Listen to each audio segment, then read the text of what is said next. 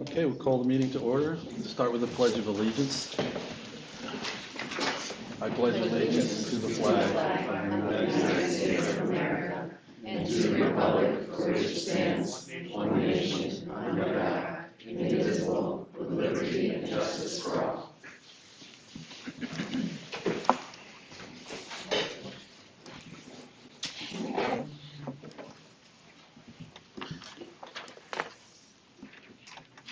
Okay, I just want to review this. This is what's called a presentation meeting.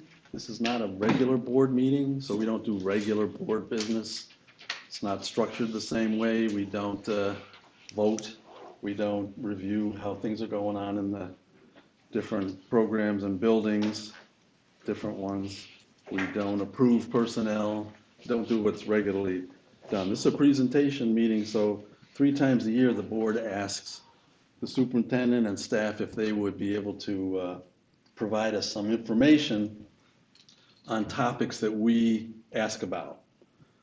So this is one of those. And there's also no public input. We have said, though, that if people want to leave us questions or email us or leave us questions at the end or whatever, you can certainly do that and leave them with, is Liz? No, leave them with I'll take them. Carrie, Dr. Houlihan, or you can certainly email them. So tonight we have a couple of topics.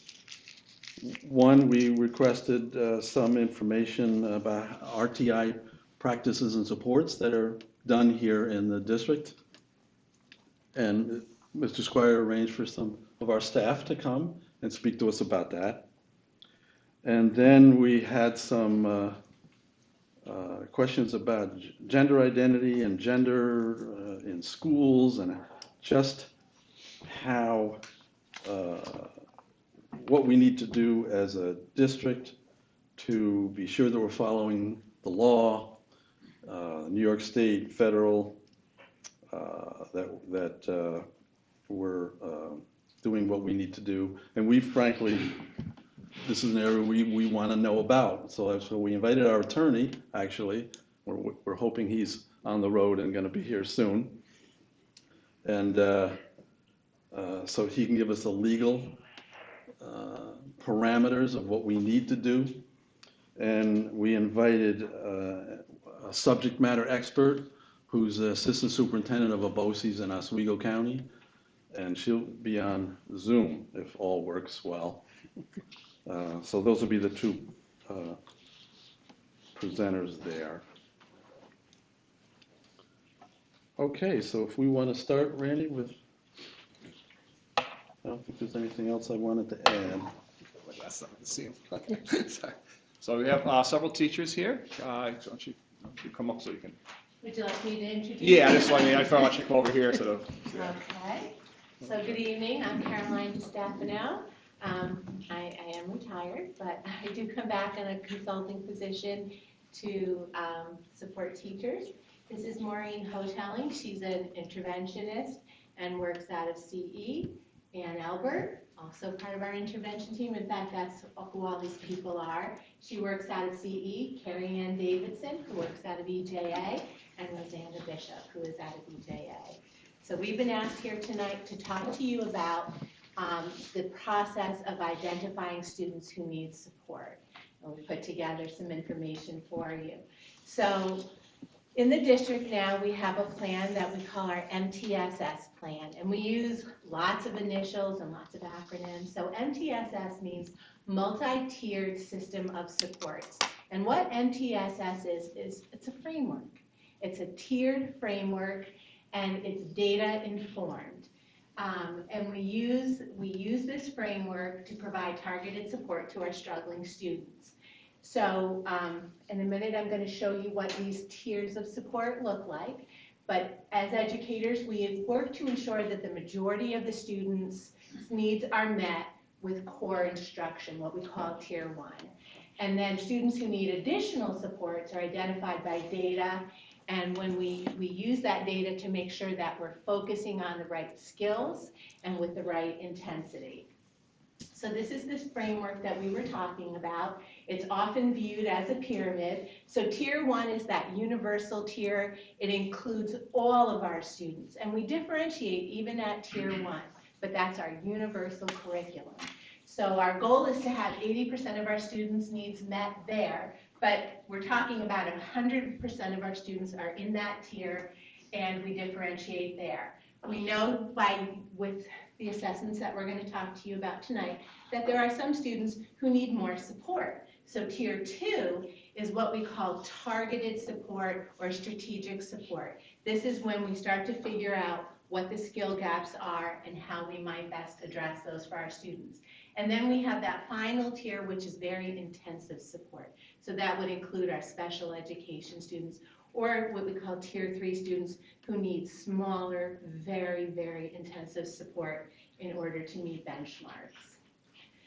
So this whole data process starts with a universal screening. Our tool that we use here is called FastBridge, and we use this 3 times a year. We're required to have a screener in place, and we use it to identify students at risk. These are brief, standardized assessments that look at some key reading and math skills. So it's not comprehensive, but just some key skills. All of the students in K to 8 are screened with this FastBridge tool. We do it 3 times a year. And if we're looking for an analogy, we would say this would be akin to taking someone's temperature or their blood pressure. We're trying to find out, is there a problem?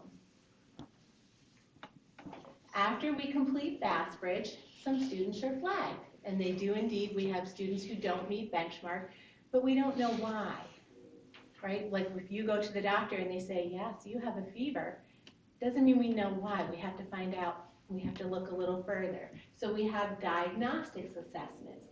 We use these to determine what skills students have and what skills students need to be taught. They differ. They're in-depth, they're often unstandardized, but they're used to pinpoint areas of need. So in reading, that would be like phonemic awareness or phonics or vocabulary needs.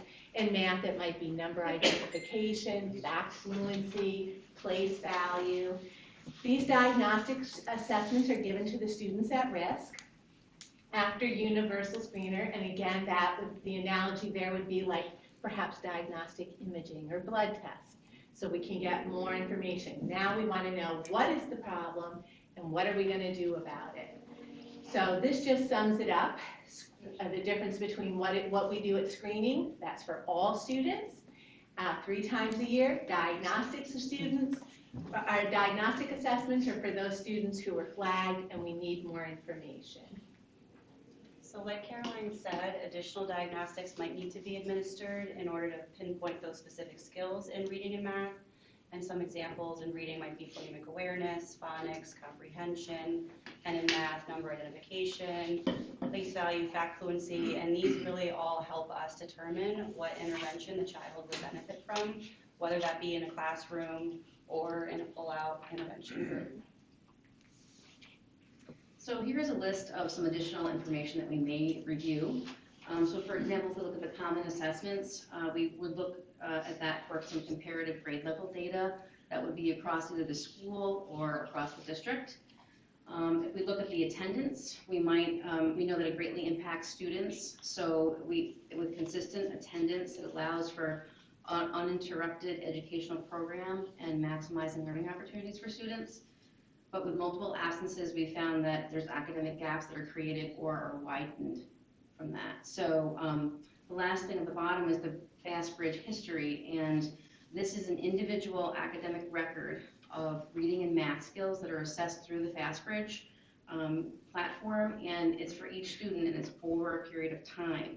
So there's certain things we might look at when we look at that history, like patterns of performance, or growth rate over time, or progress towards benchmarks. So once the diagnostics are completed, then we create spreadsheets, and all of that information is then put into the spreadsheet, and it's entered. We use that throughout the year, so every time that a screening or diagnostics is completed, we enter that as well.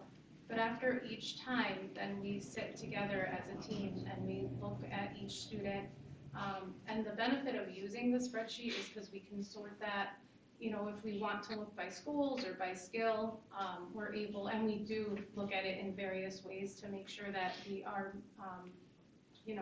finding out which students we need to be pulling. So the spreadsheets are very helpful for us to do that. And that is done based on a district-wide level. The reason why we do it as a district-wide level is because we want to ensure that students who meet the criteria are getting the services that they need. So just because there's 2 full-time, providers in one of the schools, if the need is higher there, then, we can make adjustments with the IT providers to allow the other students that need the services, make sure they're getting their services.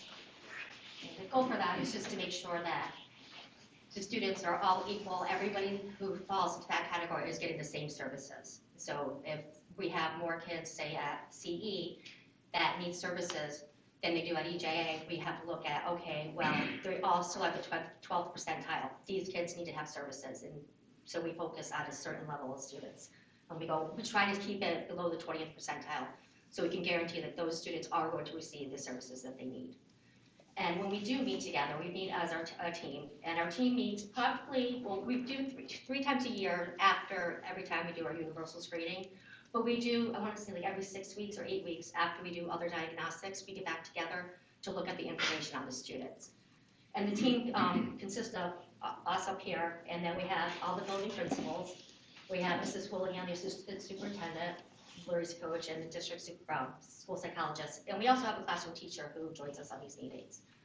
So, we have a lot of input, a lot of information. And once we get together, the diagnostics are done, and the universal screening is done, we look at all the students to identify who needs services. And once we have them, we group the kids based on their skills. So we can look at them with the spreadsheet and say, okay, these particular students need these skills, and we're able to group them and make sure that we have targeted instruction for those students. And this is just an example of one of the spreadsheets. So you can see a lot of information is placed on these spreadsheets, and we do go line by line, student by student. And like I said before, we really sort it in different ways so that we make sure we're getting the whole picture. And then we will put in, what groups, what students would be in which groups, and then what interventions they would be getting, and how we would progress monitor those interventions. So everything is on this, and we refer to this, frequently when working with our students.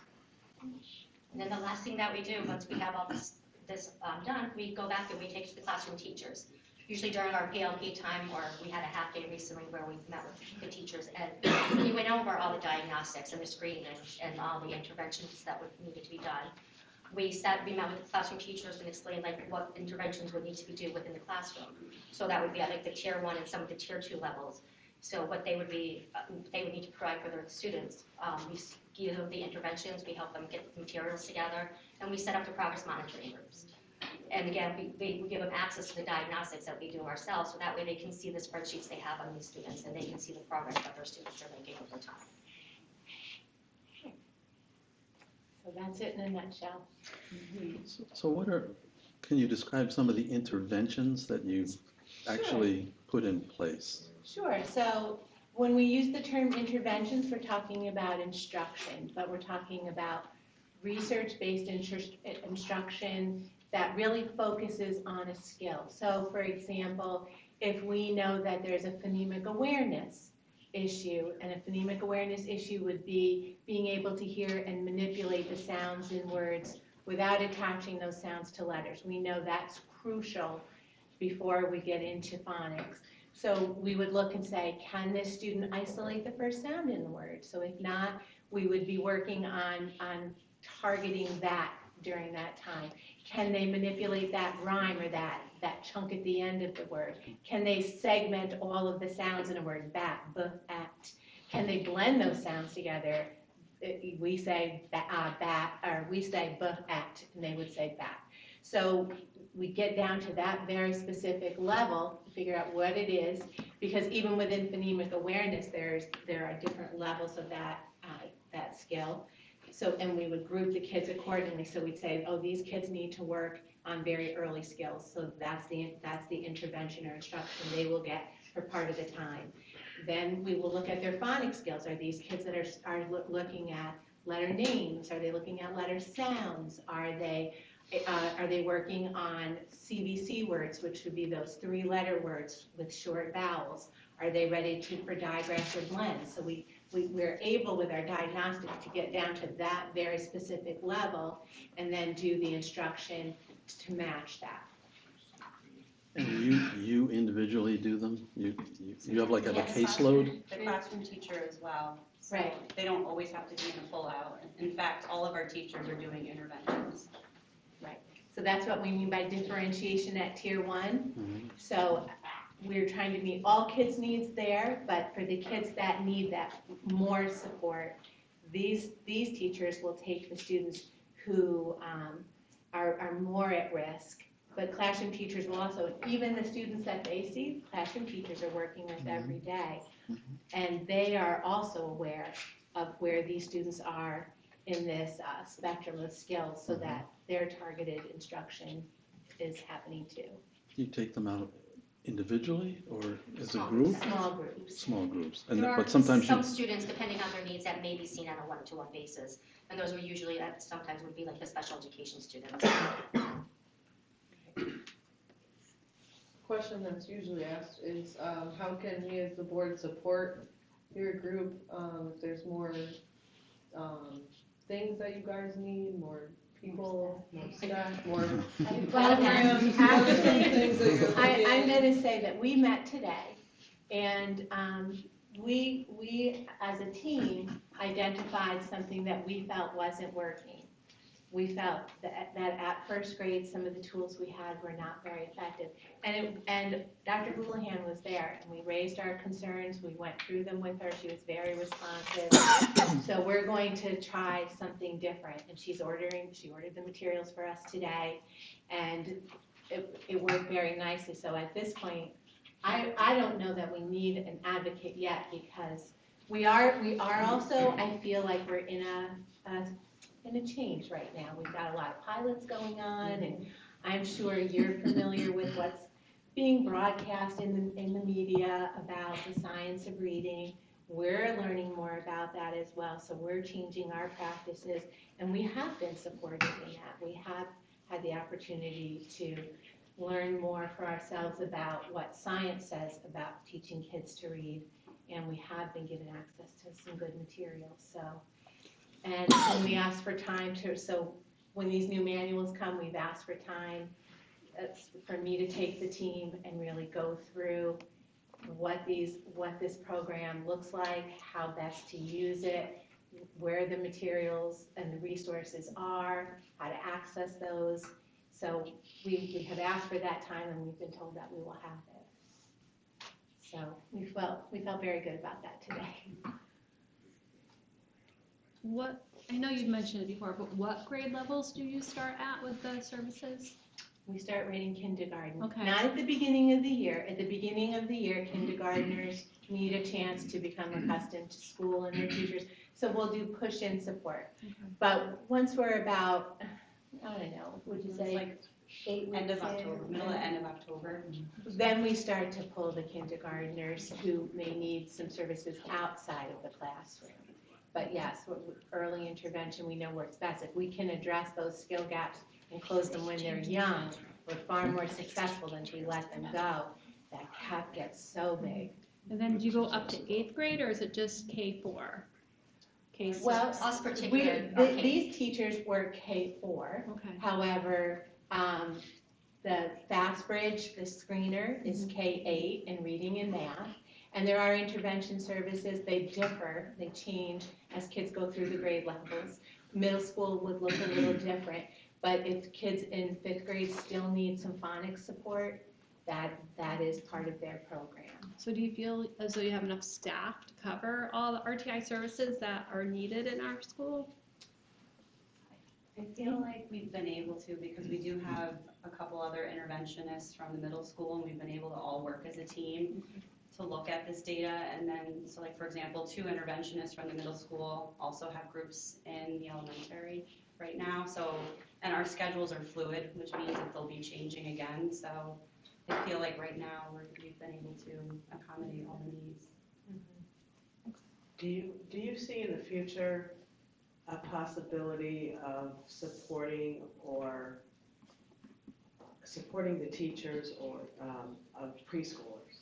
I actually pushed into preschool last year when Oh, they good. first started, and I was working with Hecate with the preschool. Okay, So we had tried to find room in the schedule this year to do it, but unfortunately it didn't. so you don't have the No, manpower? not yet. Because, yeah, I was wondering about, that's what I was wondering about, if you could start them in the now that you have preschool, to, and if you don't have the manpower to do it, to train the preschool teachers what to do, how to do. They all are using a Pre-reading research base, skills. they're all using Haggerty, which is Oh, they are? an Yes. intervention Oh, good. focusing on So, reading right, awareness. so Haggerty is actually a phonemic awareness curriculum, but it does, at the early levels, it does work on letter names and sounds. And so right from pre-K, our students are using that, and Carrie Ann has been supporting them and using it. And I think that was a wise move, because before we had Haggerty and we were just using FastBridge, we identified right away we had a phonemic awareness issue. We were getting a lot of students every year who were flagged for phonemic awareness interventions. And when we were honest with ourselves and we looked at our Tier 1 curriculum, we said, is it an intervention issue or is it an instructional issue? And we decided it was probably instructional. So last year, kindergarten started with Haggerty. This year, and I think pre-K had it last year, and this year we have Haggerty at Tier 1 in the classroom, pre-K, K, and 1. And then in the tiers, we continue on for students who haven't mastered those early skills. That's great. that you There's started. another intervention piece that comes with the Hecate, it's called Bridging the Gap. So that's what we will use to support that. Have you seen the impact of COVID? And are you seeing recovery happening from? Yes. Slowly, but yes. Slowly. I think that one of the things we're still seeing though is that absenteeism that we associated with COVID. You know, we still have some families that have high absentee rates, and some of it is legitimate illness. And you know, I think I was one of those bad parents that before COVID would say to my kid, "You'll be fine." I had a kid throw up in the car on the way to school one morning, teach me a lesson, because I was like, "Come on, you know, you can do this. You'll be fine." And I think we're much more cautious now about sending children to school who don't seem well. But the flip side of that is when, you know, it's December 1st and you have a student who's missed 18 days of school, it has an impact. So, you know, we're still fighting some of that. Anything else? Well, thank you for coming tonight, and thank you for all you're doing for the kids. You're welcome. We appreciate it. Good night. Right.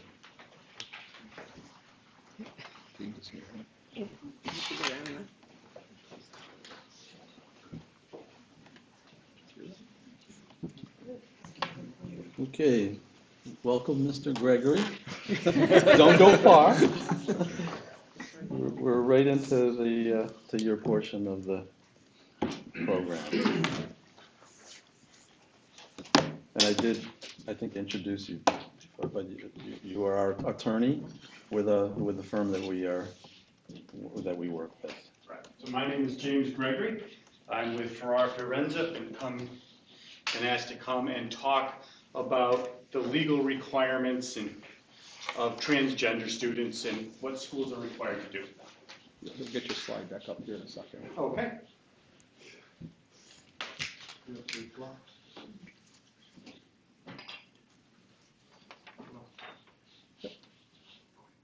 All right. Do I have a clicker or I just point? Yep, it's on the Now, I went into a law for technology, so we'll see how this works. All right, so let's start off. We were talking about the legal requirements. We need to talk a little bit about vocabulary because right? Law is written with words, so we need to know what the words mean. All right, so we're going to establish a shared vocabulary. Assign sex at birth, right? That's the sex, usually male or female. It's assigned to a person when they're born. It's put on their birth certificate. Cisgender is a person whose gender identity matches their sex that they were assigned to at birth. Transgender is someone whose gender identity does not match the sex they were assigned at birth. So cisgender, transgender. Gender identity, right? Your gender identity and your sex are not the same thing generally speaking, and when we're talking about these laws, because What law is it? we'll get there, but there are several laws. With the code with the section? I'm sorry, what? With the code and the section for it? Well, Title IX is federal law. There is New York State executive law, which is, when we're coming to transgender protection, it's executive law section 296, and then there's several more in a row. Okay. There is the DASA, which is Dignity for All Students Act, and there are the Commissioner of Education's regulations under DASA, which you'll see on the screen when we get there. Thank you. And before you got here, Mr. Gregory, we did go over that this is a presentation meeting and that we don't have a public input section in these meetings. And it's basically the board was asking for your legal expertise around these issues because we're just not sure. We want to make sure that we're abiding by the laws. Great. Well, And we offered that if people had questions, they could leave them with us. Yep. And, or email us, and we can certainly consult with you if we need to. All right. Thank you. So, gender expression, right? This is the manner in which a person represents or expresses their gender to others, often through behavior, clothing, mannerisms. Most classically, right, in the United States, from the colonial period until the 1940s, women almost exclusively wore dresses, men almost exclusively wore pants. So part of your gender identity would have been, are you wearing a dress or are you wearing a pant? That was a signal of what sex you were, right? As we move forward in time, pants and skirts don't follow that so clearly, but I want to give you an example of what we're talking about, right? But there are many other. How you hold yourself out. Gender non-conforming simply means that your gender expression differs from the stereotypical, the stereotypes expected, right? Sexual orientation. This really is what your attraction is. Are you attracted to people of, or what sex you're attracted to? It might be multiple, you might be attracted to women, you might be attracted to men. It does not go hand in hand with any particular gender expression or gender identity. So just, let's say you were assigned the sex of female at birth. You identify as male, so you would be transgender. That is not predictive of whether you are romantically and sexually attracted to males or females, or both. We have to understand from a legal point of view, those are separate issues. You know, these are children, right? We're not in our own, these are children. Have to, If you would like to submit things, we'd be happy to give it. Correct. I'm just asking a question. Are you aware that they're children, that they were just talking about kids? Or are you confused? So with regard to transgender students. Excuse me, sir. This is a non-questionable presentation. Okay. Not going to be told again. Thank you. All right. So, in 2015, New York State put out a guidance. And it was saying how they expected school districts to enforce gender requirements. It was put out by New York State Department of Education in conjunction with the New York State Attorney General's office, and it was their interpretation of how New York State laws applied. And what they said in 2015 was that a person has the right to use the name and the pronouns that they choose. You can't enforce what you want to call on that person. They get to pick for themselves. It said that the student has the right to confidentiality, This is a very thorny issue, and we'll get into it farther. And it said that students have the right to have facilities access consistent with the gender that they select, their gender identity. When we're talking about facilities access, we're generally talking about bathrooms, locker rooms. The biggest problem from a legal point of view with the 2015 guidance was that it assumed everybody was on the same page and that there was no conflict between the parent and the student about how the student ought to be treated, right? And if everybody's on the same page, it's pretty easy because we're all in agreement. So a guidance that tells us what to do when everybody agrees on what to do is not that helpful. So, that came out in 2015. From a history point of view, you need to know that in 2016, the administration, the US presidential administration changed.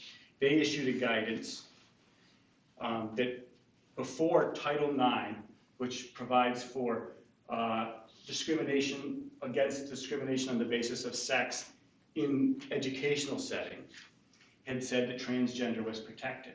We had a change of presidential administration in 2016. They gave new guidance that said that was no longer covered under Title IX. What's confusing about that is those Title IX protections went away, but it didn't touch New York State's protections. And so in 2016, 2018, we were doing a lot of conversations explaining in New York State, it doesn't matter what the federal government did. New York State protections remained in place.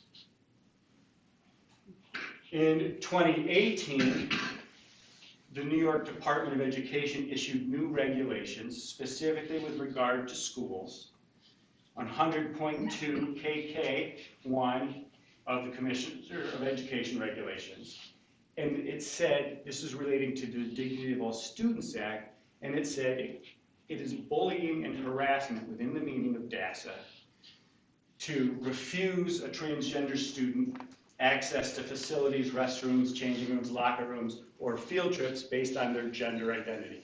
So if the child says, I identify as female, I want to use the women's locker rooms, I want to use the girls' bathrooms, if the school refuses, it's a violation of the Dignity of All Students Act. Same thing with dress code and grooming standards, use of names and pronouns. That qualifies, and what that matters is when we're talking about DASA, a lot of times what we're talking about is how students treat each other, right? That's sort of traditional bullying, but it also applies to how staff treat students. And so this means the school cannot have the school employees refusing to follow the student's choice because it's a violation of the Dignity of All Students Act. And it would be bullying. So, the next law is the New York State Human Rights Law. That, as I referenced earlier, is education law, it's executive law 296, and then there's an A and a B and a C, but 296. And that states, and came out in January 2019, they passed GENDA, the Gender Expression Non-Discrimination Act. For a long time, the Department of Human Rights decisions had no impact on students because the way the law was written, students were not covered. Schools had to follow human rights law with regard to employees, but not with regard to students. But that was amended. So now New York State human rights law protections apply to students. And in gender, they specifically made it to cover transgender students. So now if the school refuses to, much like it's a violation of DASA, to recognize and follow the student's wishes, it's going to be a violation of the New York State human rights law to follow the student's choice regarding their gender identity and expression. In 2020, we had a change of administrations again at the presidential level, right? And they again flipped back Title IX, and now Title IX again is interpreted to cover transgender status. So the current state of the law, and I'm talking about this moment in time, I can't tell you what's going to happen tomorrow or a week from tomorrow or a year from tomorrow, because this is a very fast-moving area of law. But right now, school districts are legally obligated under the federal Title IX, under New York State Department of Human Rights law, and under New York State Education regulations and law, the Dignity of All Students Act, you are required to protect gender identity. You are required to give accommodations to students who are transgender. So what is the practical implication? Those are all a lot of big fancy words. What does that mean on the day-to-day level? So, restrooms, pronouns, name, locker rooms, sports, written work, formal records, right? Those all are implicated. What we are recommending that you do, because this is a very complicated area, is you have a conversation. When a student comes to a member of the school community, right, an employee, and indicates that they are transgender or are considering their identity and they're not sure, that is the beginning of a conversation that you have had. And that's a conversation you're going to be having for many years, because typically students don't just flip a switch and go from one to the other. They have conversations, they have explored, they're trying things out. And I'm not saying that this is legally required, I'm just saying when we get phone calls, that's the typical fact pattern we hear, right? So you're gonna have a conversation first about what do they want, what are they looking for. One of the most complicated parts of the conversation, and one of the part that is subject to conflicting interpretation, is what do you do when a kid comes to you and says, I'm transgender, don't tell my parents. We have two laws that are in conflict.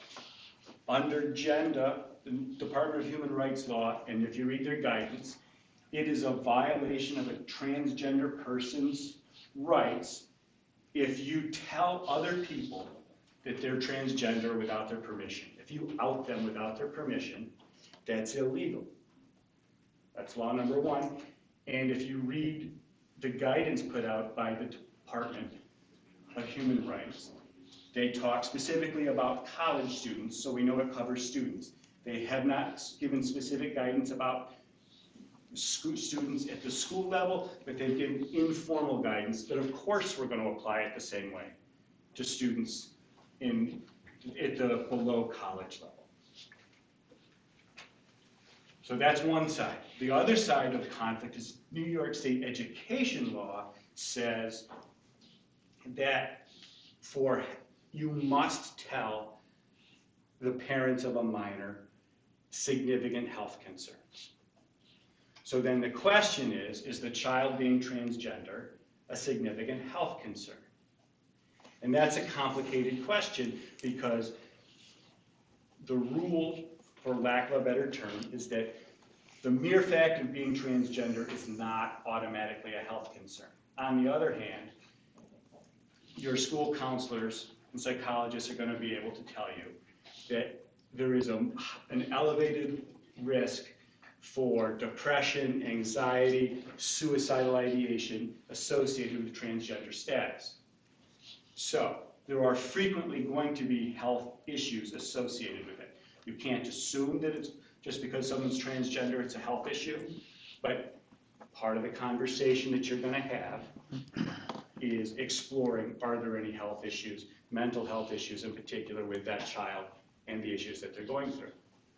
The other issue you're going to have with that child, right, they don't want you to tell. This is not a large community.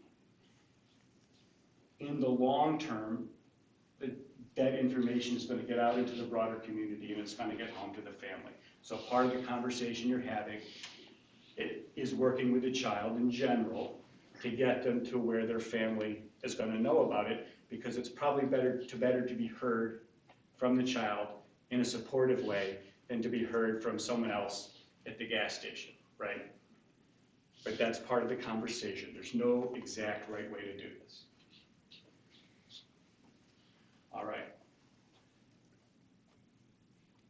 if the child is okay with the parents knowing, you bring the parents in and you have a conversation with the parents about how is this going to work. And again, this is going to change over time. In our experience, again, this is a general matter. Right? Children first want to change their name, then they start changing what they wear, and then maybe after a little while they start wanting to use a restroom or the locker rooms with their chosen gender. It doesn't usually happen all at once. So you're going to be having this conversation again and again. And you need to, because if you refuse to have the conversation, if you refuse to engage with what the child wants, you're probably going to depart from what the child wants. And then you're going to be in violation of all of the laws and regulations I just talked about. Since when did the students ever get to decide anything about what happens in schools? So, as I have just explained, the laws that I just talked about specifically require it. So sound, Mr. Gregor, like there's an impasse, and there's one law says one thing, one law says the other. Like Right. one law says you don't share the information about the child's status. The other law says you do share with the parents because it could be a health concern.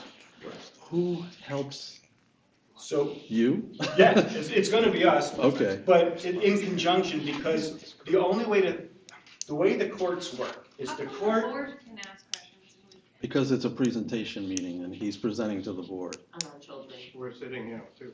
about sex. Are we allowed to You- ask?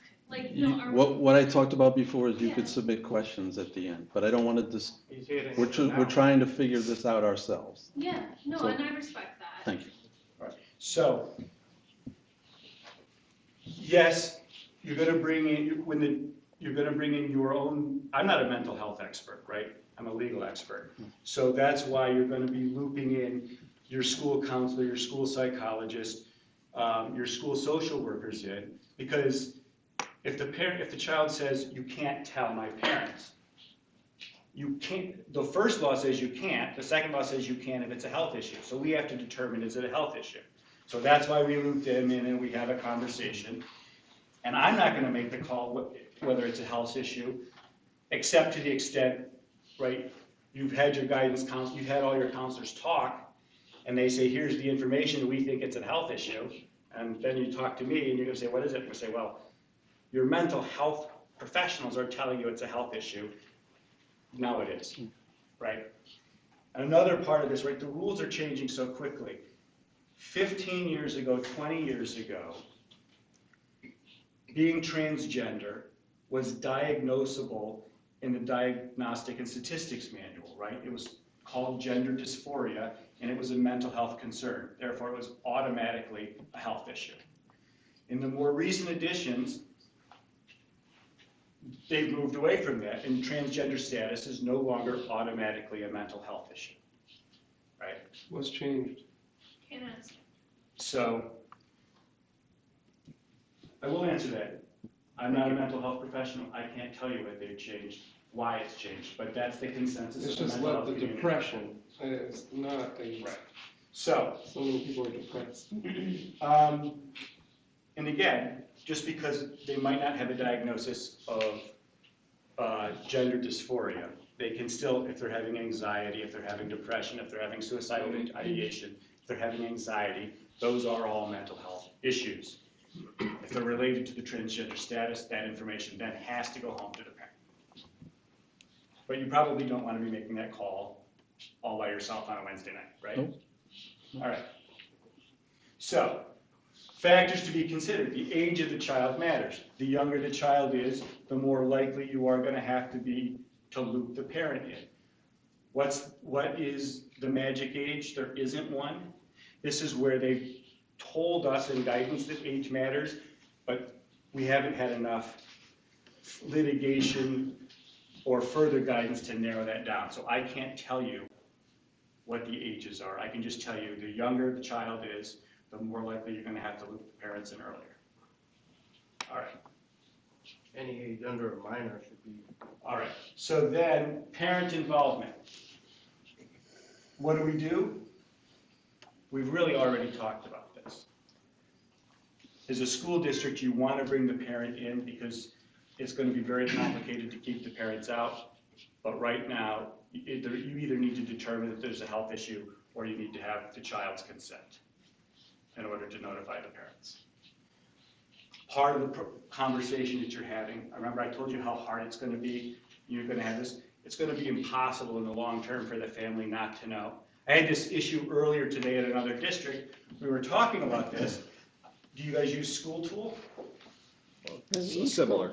Right, in School Tool, it was not written to deal with preferred names versus legal names and to keep them completely separate.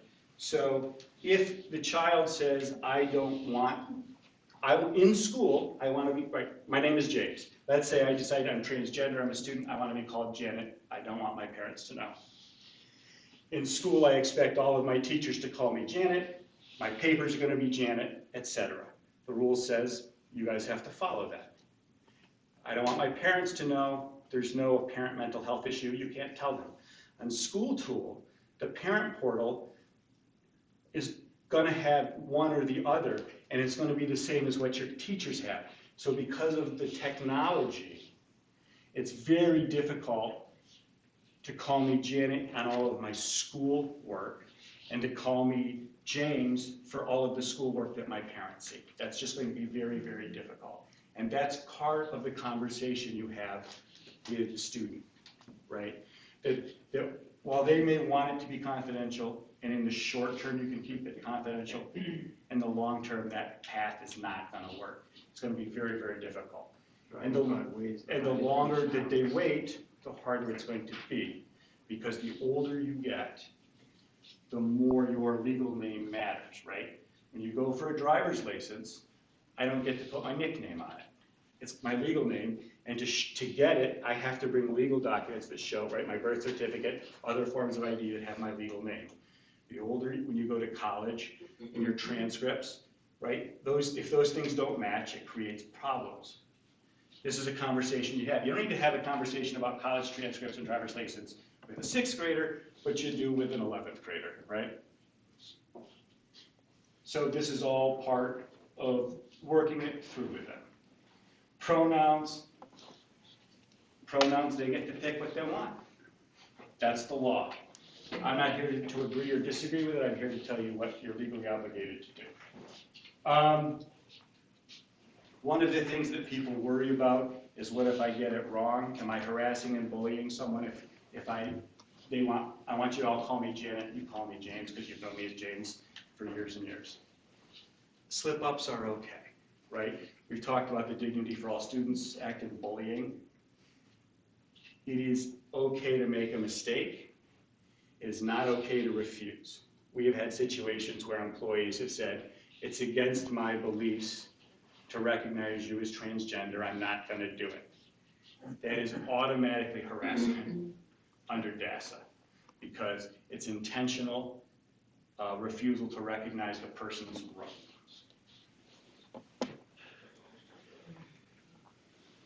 All right.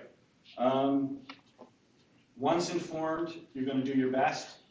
We're all human. Mistakes will be made. As long as you attempt to correct your mistakes, that's the best way to limit your liability.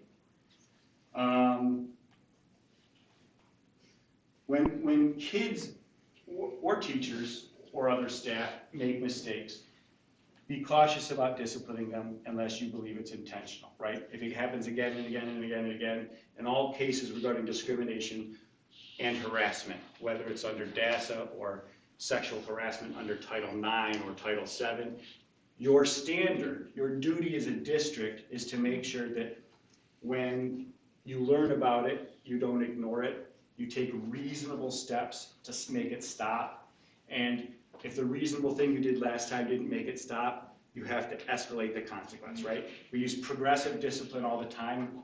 And when we talk about students, we use progressive discipline. When we talk about staff, it's the same thing here. You have to have progressive responses. And we're not punishing people for mistakes, but at some point, is it a mistake? Right? That's a case-by-case decision. give us a call if you think, right, this person is not doing it on purpose or with deliberate disregard for what's required. And what's our liability risk there if a person just doesn't want to acknowledge that there's a child who wants to use a different name? Sure. And what is the rights of the child Right, or so- family too? Right, so it's going to depend on where we find the violation. Remember, I've talked about 3 separate laws. So under DASA, there is no fiscal consequence right now, but a violation of DASA is also likely going to be considered to violate the New York State Human Rights Law. With New York State Human Rights Law, that is where there are monetary consequences involved. But the first will be educational, right? Because the first thing that they look at, because we're talking about students here, who's been injured here, we're talking about students, is a loss of educational access, right? You can get fined, you can be put through the ringer, and you can be required to provide additional services to the child.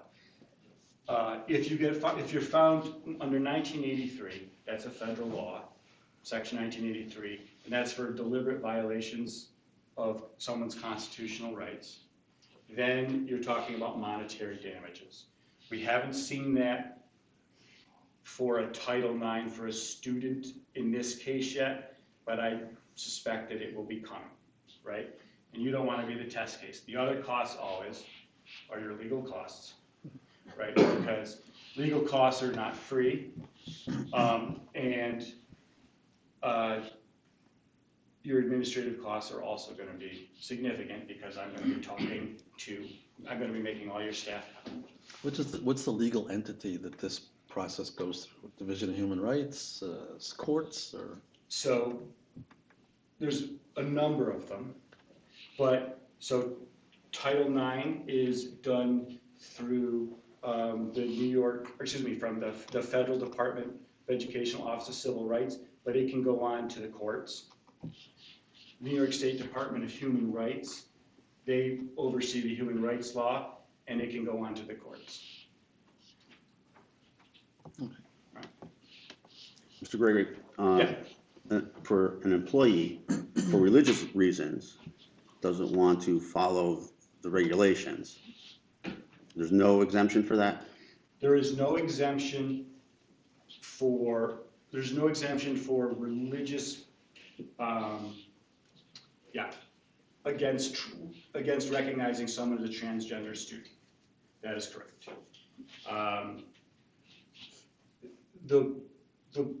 Think about it from the current legal perspective. As a transgender student has the same rights as a person does who's of a minority in race and a minority in religion. You can't say, I don't believe you should have those rights, right? Call them by their name. Now, you may have covered it, but if it was a non-public school, a private school, a religious school, do they fall under these same categories? I can't answer that question because I don't represent any private schools. My understanding is that Title IX does apply to non-public schools. I don't know whether the human rights law does. I believe it does, but I can't say that with authority. Okay. What happens to a student that doesn't conform to this? So we're going to now we're going to skip amending records. There's a process under FERPA for amending records. It's related when a child wants to change the records to match their name, but that's sort of beyond the scope of what we're talking about here. All right, let's talk about restrooms. So for restrooms, right now the rule is the child gets to pick. They don't get to go back and forth.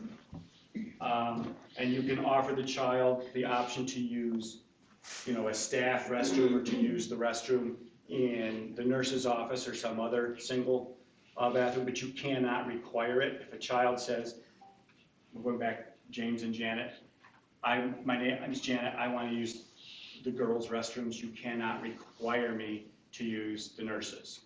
You can offer me that, that can be part of the conversation, but you can't ever require it. Is there a corresponding, or how do you figure the corresponding rate to the person who doesn't want to share the restroom with someone they believe is not the same sex? There is no corresponding rate. The courts analogize it to going into a diner and saying, I don't want you to serve the black person next to me, right? We had that argument in the 60s, and the courts say the same thing, right? You have lots of rights. You don't have the right about who gets to use the access next to you.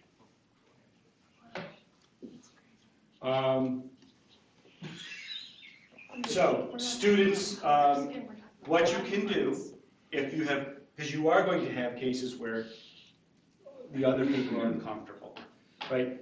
One of the things that the guidance talks about, the 2015 guidance talks about, is they talk about, for instance, in multi-stall bathrooms and in locker rooms, hanging up privacy curtains, right? Anybody can use those. So if you have a student who comes to you and they say, I'm not comfortable because Janet's going into the locker room with me, you can say, well, you're welcome to use the privacy curtain as well. You know, if you hang one or more, you can go use those. That's the extent of the rights. Or they could go use the single Yep. bathroom, although does that discriminate then against them? Or So it doesn't discriminate. If a individual child chooses to go and use another restroom, that doesn't discriminate. But we had a case where a group of students decided they did not want to change. This was in a gym situation, right? We had a transgender student using the locker room, and several students decided they didn't want to do it, and they wanted to go down and use the nurse's office. Well, the nurse's office had one bathroom, so they had to stand in a long line. Now, ultimately, that could have been harassment and discrimination, right? Children under DASA are not allowed to bully other children either. And under the human rights law, you have an obligation to make sure, just like you're not supposed to allow employees to harass a child, you're not supposed to allow students to harass the child. So if they are, again, it's progressive discipline, just like we talked about. You're going to treat it like as a DASA concern. Is the child refusing to use the other child's name because it's an accident? Or are they actively refusing? If it's refusing as an accident, you have a conversation.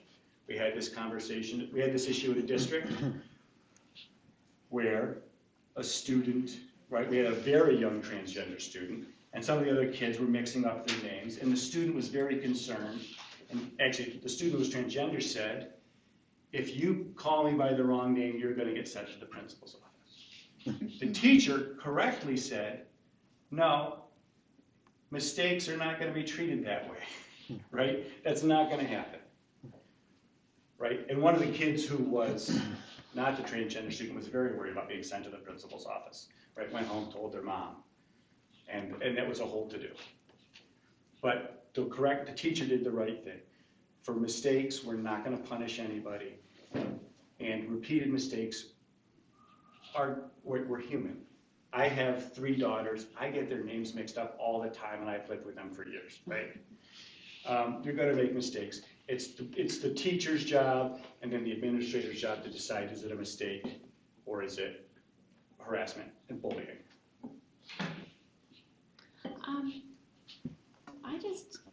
And this is just my personal opinion, I find it hard to believe that students who are uncomfortable using the restroom or the locker room and they leave, how that can be harassment because they want to protect themselves.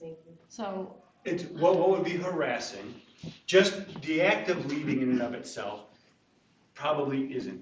But we all know that in many cases, forget transgender, you'll have a group of students who will just cut that other student out, right? And we know in DASA cases, that's bullying. If you don't let the kid sit with you, if anytime the kid comes in, everybody else leaves, over time, that's bullying and harassment because they're deliberately ostracizing that student.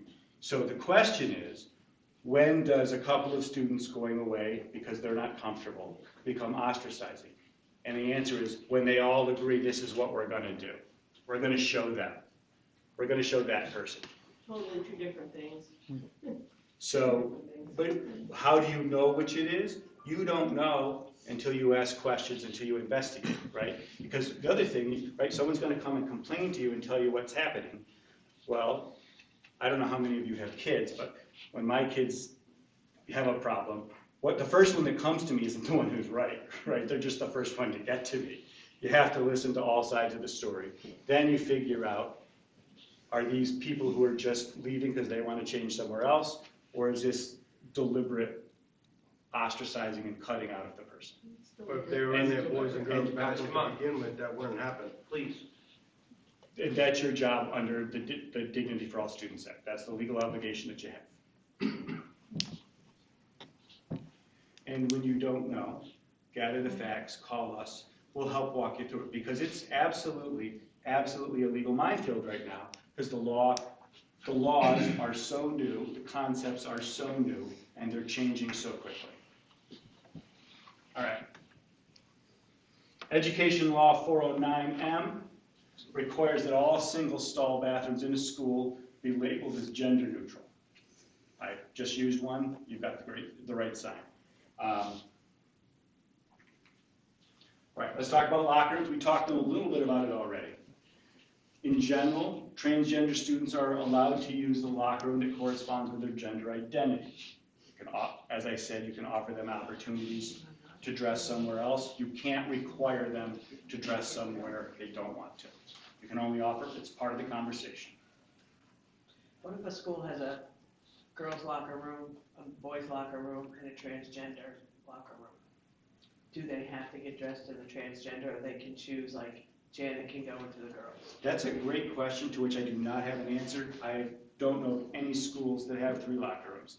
My guess... Not yet. Right, not yet. My guess is that that is going to be a violation because when you say transgender, are we talking about, is that for transgender males and transgender females? Well, yeah, because the transgender male is going into the female. James, who wants to be identified as Janet, is going into the girls' locker room. Right. So, yeah. Right. So my guess is that that will be found to be discriminatory because you're singling them out and treating them not as the gender they want to be, but as this third category, right? When you're, the law is written, for better or worse, that if I'm Janet, I get to be treated as a female to the maximum extent possible. You don't get to say, oh no, you're not really female, we're carving out this special category for you, which is what the third locker room does. That's a projection. I've not seen a case on it, but I can tell you that the way the laws are written, the way the agencies are interpreting the laws and regulations, and the way the law works generally, you can't carve out a third special, right? That's not separate but equal. That would be the term. You're trying to create separate but equal, and that generally does not survive scrutiny. So then you open up the lawsuits. So, on what the touching and viewing. all right. From one child to another. Athletics. Let's talk about The athletics. school, the principal, So, administration. I'm gonna ask you to leave if you don't stop. Please. athletics.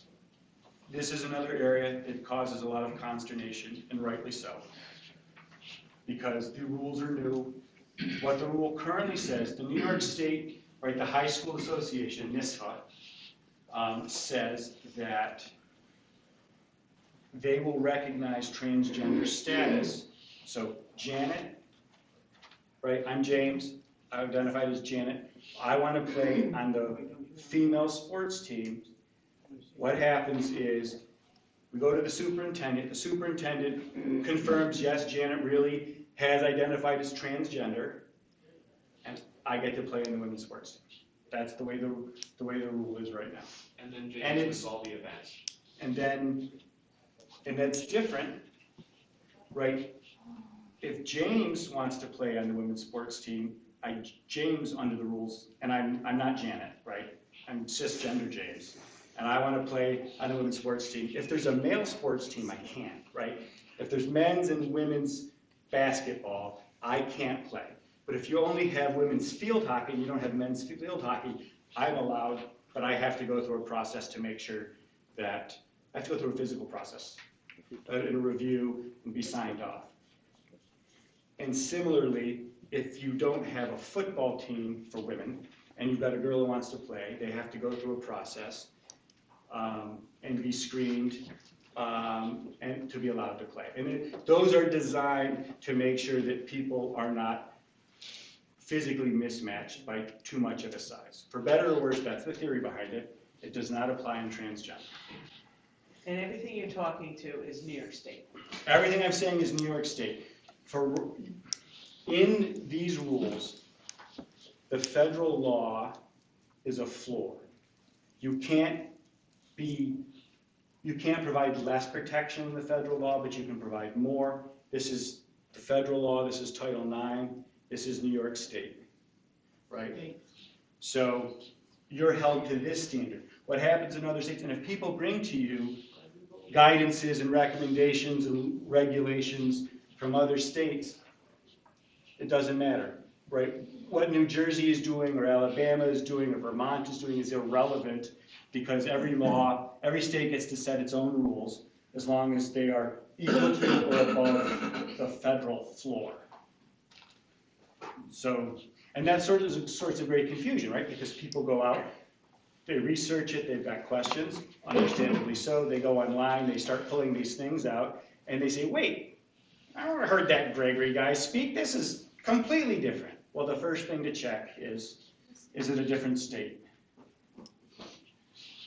Is the guidance a law? Well, we'll probably be calling you a lot if this is a situation we're dealing with, but I got a little lost.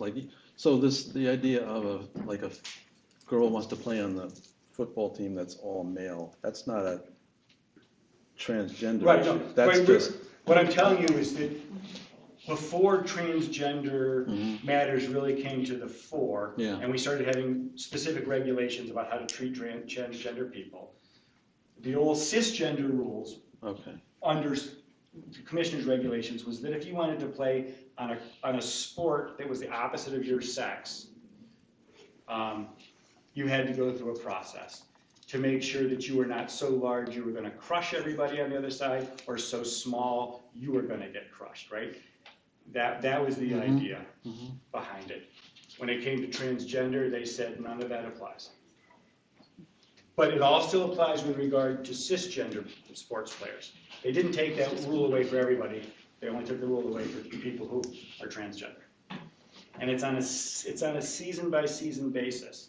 So Janet plays on the women's basketball. You write a letter saying, yes, Janet's been identifying as transgender. When it comes to the spring sports season, it takes another letter.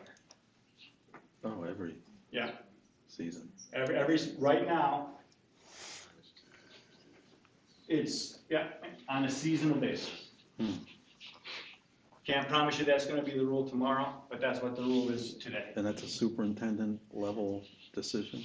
It's right. What happened, so NISBA sets the rules for all inter-school sports in New York State. And what NISBA has said is this is the structure how we're going to deal with transgender students in sports. We turn to the superintendent because we need to know that the student is quote-unquote legitimately transgender and not just trying to play to win more. And so we go to the superintendent says, yes, this person, right, we've been having the conversation, Janet's been Janet, and then Janet gets to play on the women's softball team. But there would have had to have been a conversation. Right. It can't just be, I want to play. Correct. It's Because gotta be some probably what evidence. happens, so if James comes, I've never had any conversations, I've been James right from kindergarten, Right. and I'm now in 11th grade.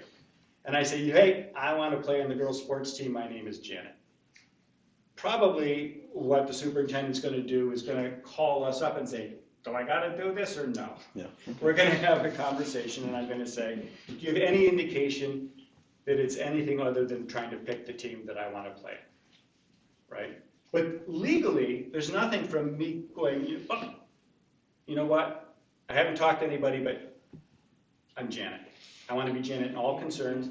I want to be Janet by my name. I want to be Janet using the locker rooms, and I want to be Janet for sports. I guess part of this is protecting the district around liability issues. It is. Because people can say whatever, but then if they don't like the district's response, sue. Yes. Right. Can I ask you a question? Sure. So what about, I mean, there have been situations with, when my daughter went through school here, she had a friend that wavered. Right. Decided one month they were, you know, she was she was born female, decided one month that she wanted to identify as male, went back and forth a little bit, and then, you know, like finished, I think it was her junior year, she was a male, and then senior year, she's back female, and now as an adult, because my daughter's 26 at this point, she's a female, getting married, you know what I mean? So like, if there's a history of someone that wavers back and forth, like what? So I can tell you that our regulations and our laws and our guidances are so not ready to deal with that. So when you talk to my 19-year-old, they'll say, oh yeah, that's gender fluid, that's a thing. Notice how gender fluid was not any of the terms I used. Yeah, so that's the tricky part, because Right. sometimes at this age, and look, I have family members that have, you know, whatever, doesn't Right. matter. The point is that I get it if someone wants to be something that they were not born. However, I also know that it's tricky sometimes being a middle schooler and high schooler and finding a group that accepts you. And so sometimes you're not really something, but you're just trying to find groups. So like, how do we protect? Well, aren't all middle schoolers trying to Yeah, figure it out, I trying to know. figure out their identity? So, no, I'm agreeing with you, Yeah. because what's happened is the figuring it out who I am and is now expanded to include what gender I am in.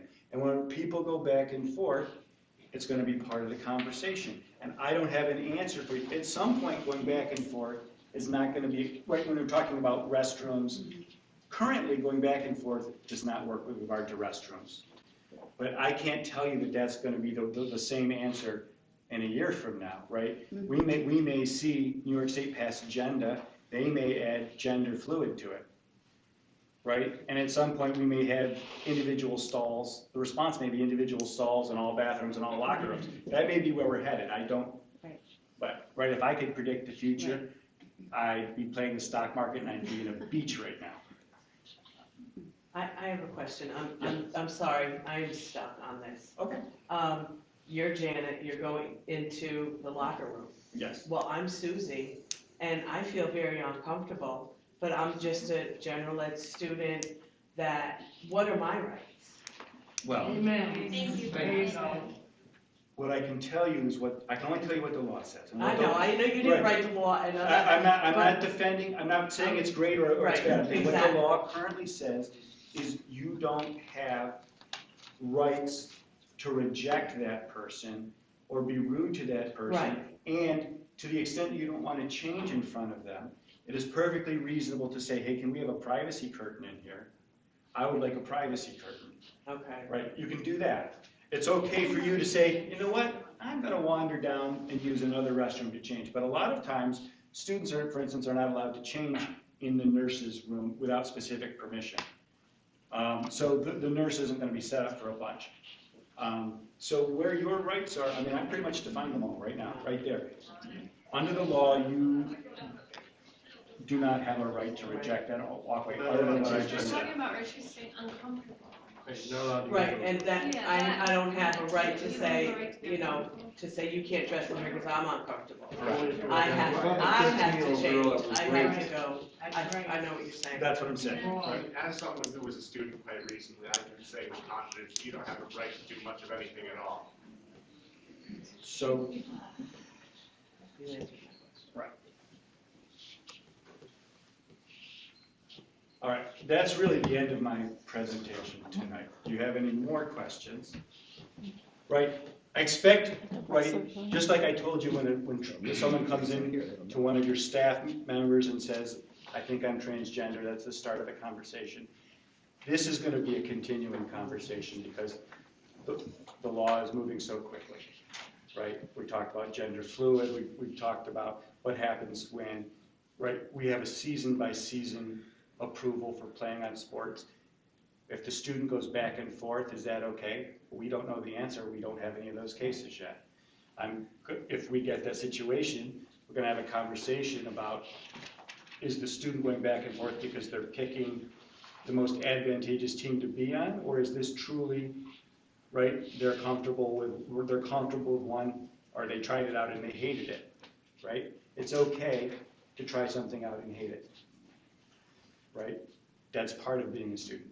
So, and there's no easy answer. We have to have a conversation and figure out what's happening in that particular student's case.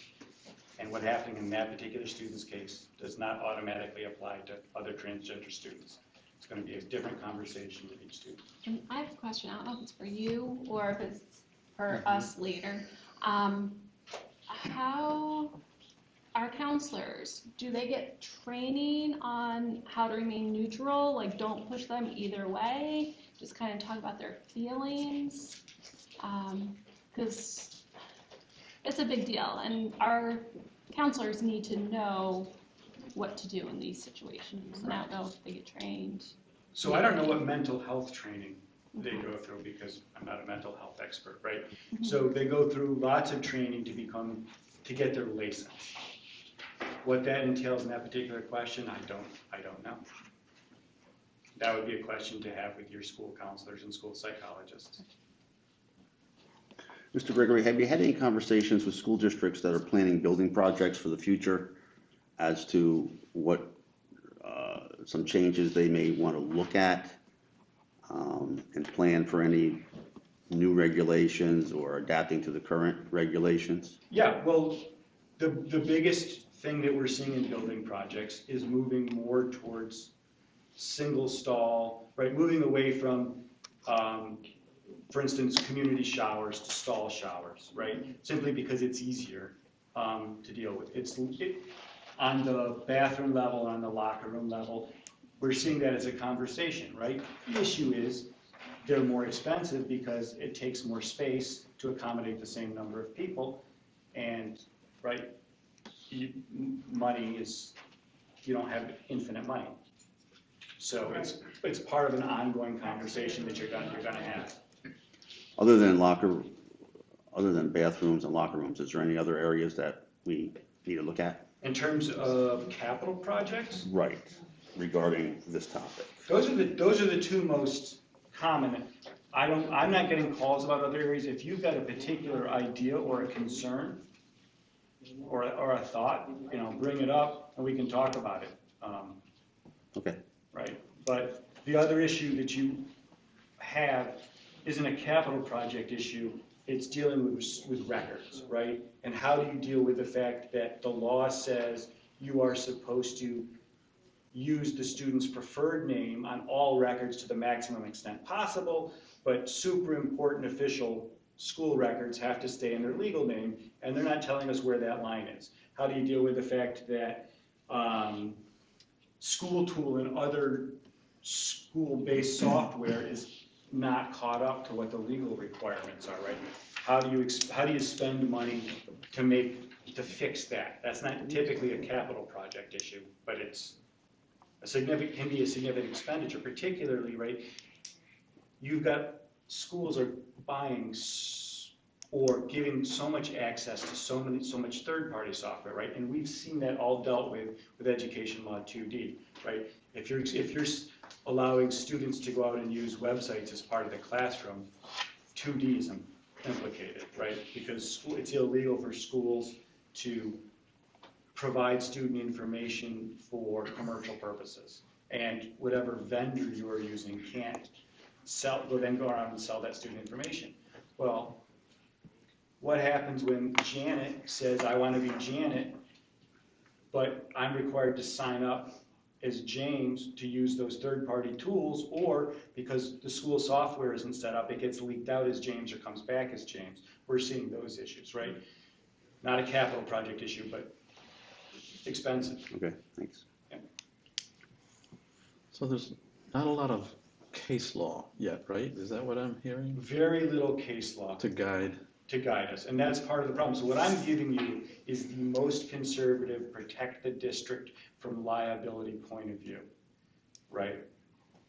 My advice as your attorney, I don't represent the administrators, I don't represent the community, I represent the school board, is let some other school board be adventurous, let some other school board get sued, and let some other school board make the case law that will then help us decide what we need to do, whether we need to change or not. Because when there's a lawsuit, I'm the only one who's having any fun, right? It's my job, I enjoy it. You all rightly picked much more sane professions, and you're here to educate the kids and to run the school. So you don't want to see me. But often that's how things are shaped through courts, so Absolutely. that hasn't happened yet. A lot of this stuff hasn't gone through judicial review. It's been. There's very little. Okay. That's correct. There's been some, but there's been very little. And the other thing, right, so agenda was passed in 2019, and then we had COVID and schools were in, right, there was no time to make any case law. Right. Hey, Mike, can we ask the kids their genders? Let's hold on. So write that to us. Well, get the answer. I don't have an answer. Because the teachers are asking these questions. Sam? I know, Mike. I know, okay. So anybody else have any questions for Mr. Gregory on the board? I have a question for Mr. Gregory. It's not Well, that would have to be if you send it to us or right, but write you it can't down. answer it because you're not the lawyer. I just want to know if this information. No, I'm in charge of the meeting, so Okay. we I have don't know to. if this information is available. Yeah. I'm not pro or against. Yeah. I'm just saying I want. Right. Do we presentation. have I wanted to any be able other to- questions? All right, I want to thank you, Mr. Gregory. Thank you. If you have any other questions, right, you have my email. You stay? Yeah, you have my email address. If questions get forwarded to you, Yeah, please. you decide, I'm happy to respond and then you deal with them as you. We do appreciate your availability, Absolutely. I'm gonna just grab my. almost 24/7. Okay, how's the other situation? Is that set up? Yep. Is she online? Yeah, so thank you for coming. My name is Mike Donahue. I'm the board president. You have the whole board but one here, and administrators and some folks from the public. And this is our presentation meeting, so we thank you for coming and offering your expertise in this area.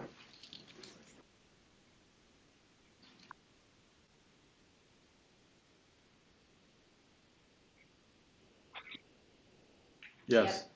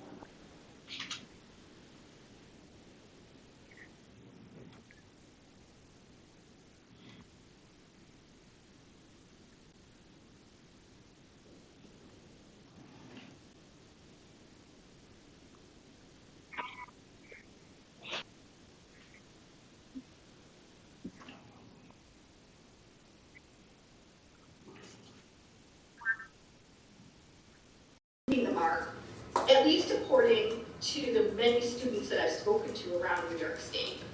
So affirmation is more about actions. So regardless of how I identify, regardless if it's transgender or I'm a student with a disability, or my religion is different than the dominant religion here at this school, am I represented? Am I recognized? Am I encouraged, approved, valued, and accepted?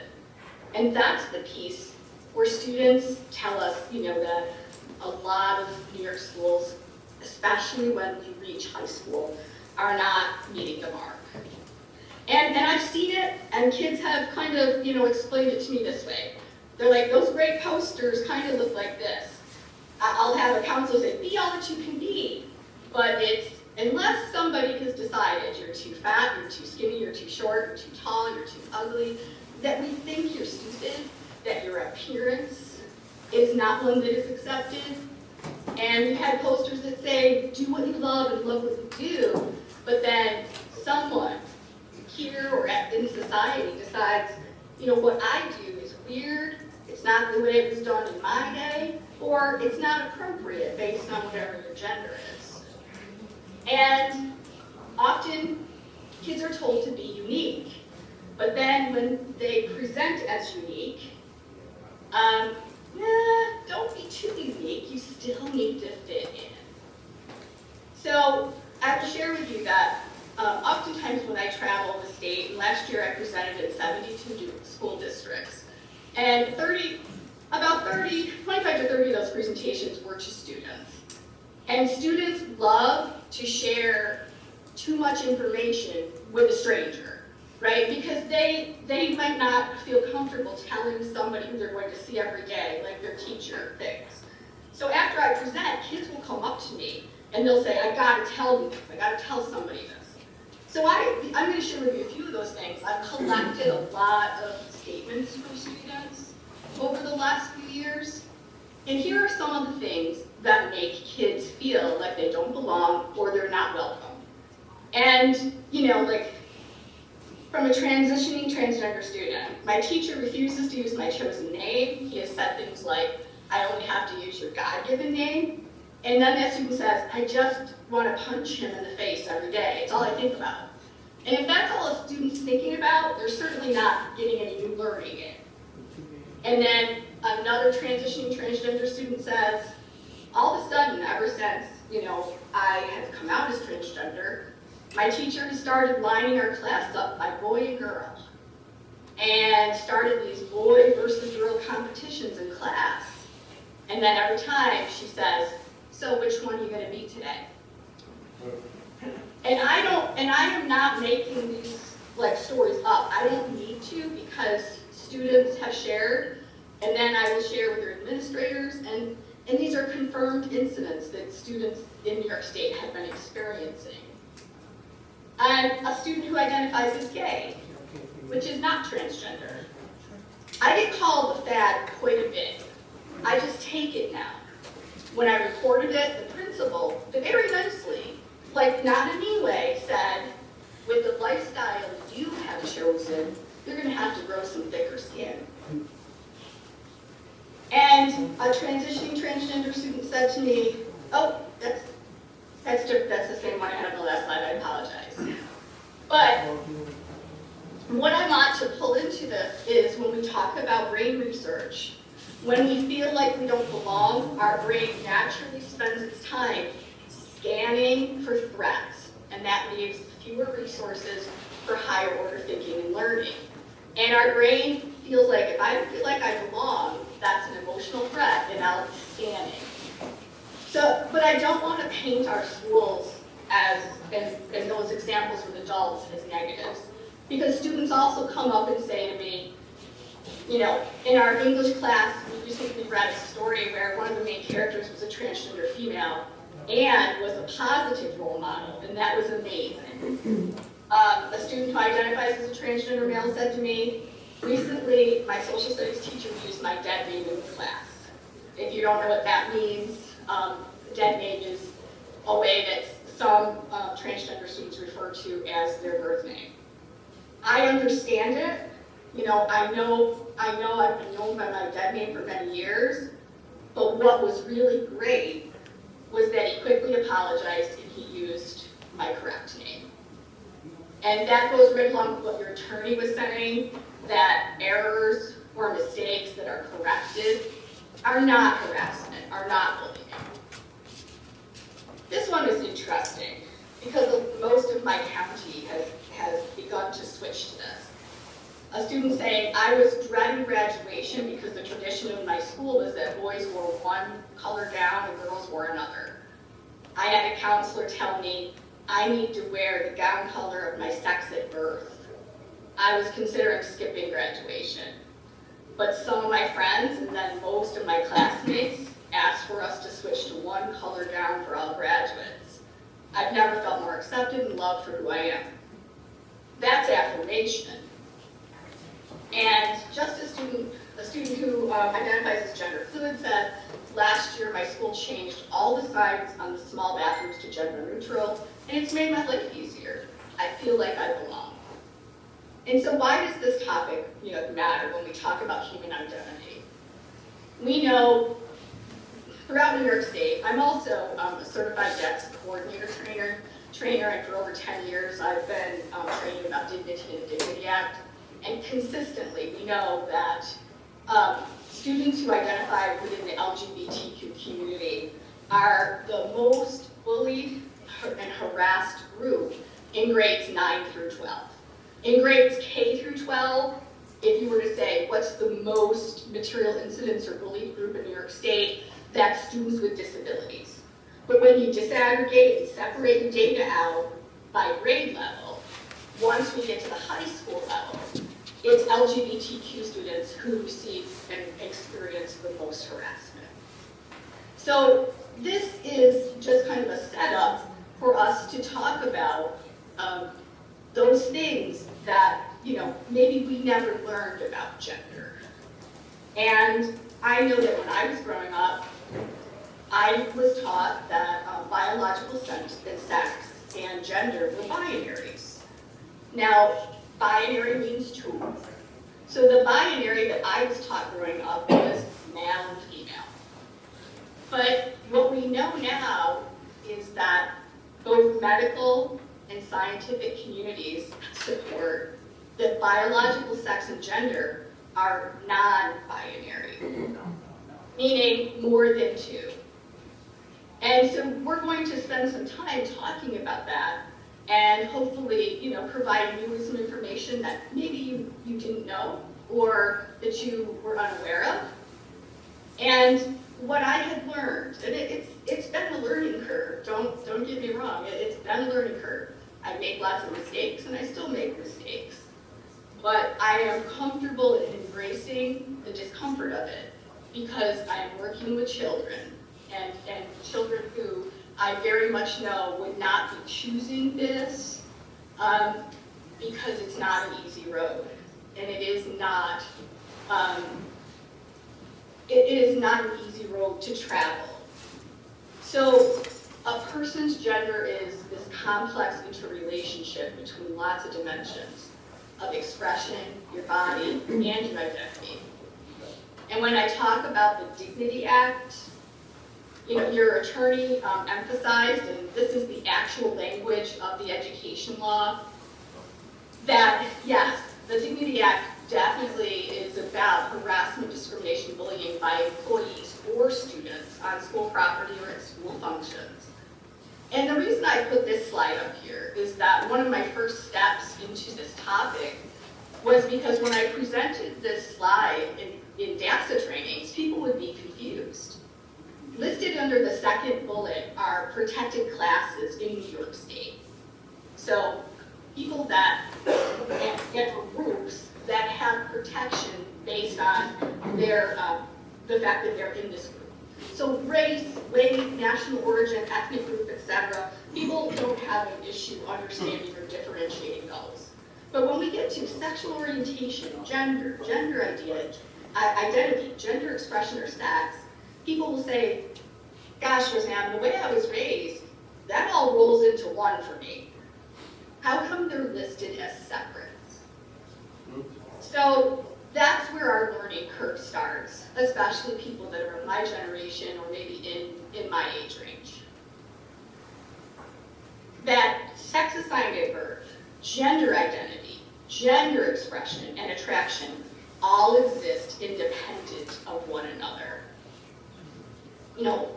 When I grew up, I was taught that these were all one ball of wax, and that meant if a doctor declared that you were born a girl, then you would automatically feel like you were a girl. You would express yourself as a girl, and you'd be attracted to men. This may very well be what you believe, and I'm not trying to change that belief system, but I am going to share some science with you because the science is what helped me change my perspective, and at the very least, gain some understanding of this topic and empathy for my students. So we have what's called a gender grad person here. There's lots of graphics that have been created to explain this idea of independence of each one of these things. But for this presentation, I'm primarily going to use the gender bear. So I'm using this bear to sum up that these four things exist independent of one another, but create the whole of any one of us. So if you see the star on this bear, the star represents the sex that you were assigned at birth. The green thought bubble represents our concept or internal sense of our gender, which is gender identity. The light blue outline on the shirt represents the way we express ourselves, our clothing, our mannerisms. Do we express that masculine, feminine, or androgynously? And then finally, you'll see there's two hearts. So the two hearts represent both sexual and affectionate attraction, because there's two types of attraction. So we're going to start with number one, sex assigned at birth. So biological sex is assigned at birth, and that absolutely centers around a person's anatomy. And, you know, there's no offense, I hope, moving forward. We're all adults. I'm going to be saying penis and vagina a lot during this presentation moving forward. So we can kind of say that on average, males have penises, females have vaginas. Males have XY chromosomes and females have XX. Males have more facial hair and body hair than most females. And that is absolutely on average. But some people have ambiguous or dual genitalia. Some people have one of 16 other chromosomal options. They're not XX or XY. And some people who are male can't grow a beard, but some females can. So there are, in fact, you know, many biological markers of sex. But we don't generally, when a child is born, we don't generally need to look at all of these biological markers. We only need to look at one. So, but the biological markers that actually determine what your biological sex may be lie in your chromosomes, your gonads, your hormones, your secondary sex characteristics, which often won't fully present until puberty. Then your internal genitalia, your skeletal structure, your gene expression, your brain structure, your hormone receptors. The thing is that when a baby is born, and because it is accurate the majority of the time, the only thing that doctors look at is external genitalia. You know, that idea, a penis is a boy, a vagina is a female. But it's important to know that while biological sex has these two polar opposites of male and female, if you took a minute to imagine biological sex as a football field, and the end zone is male or female, and that is, you know, absolutely all 16 of those markers are male or all 16 of those markers are female.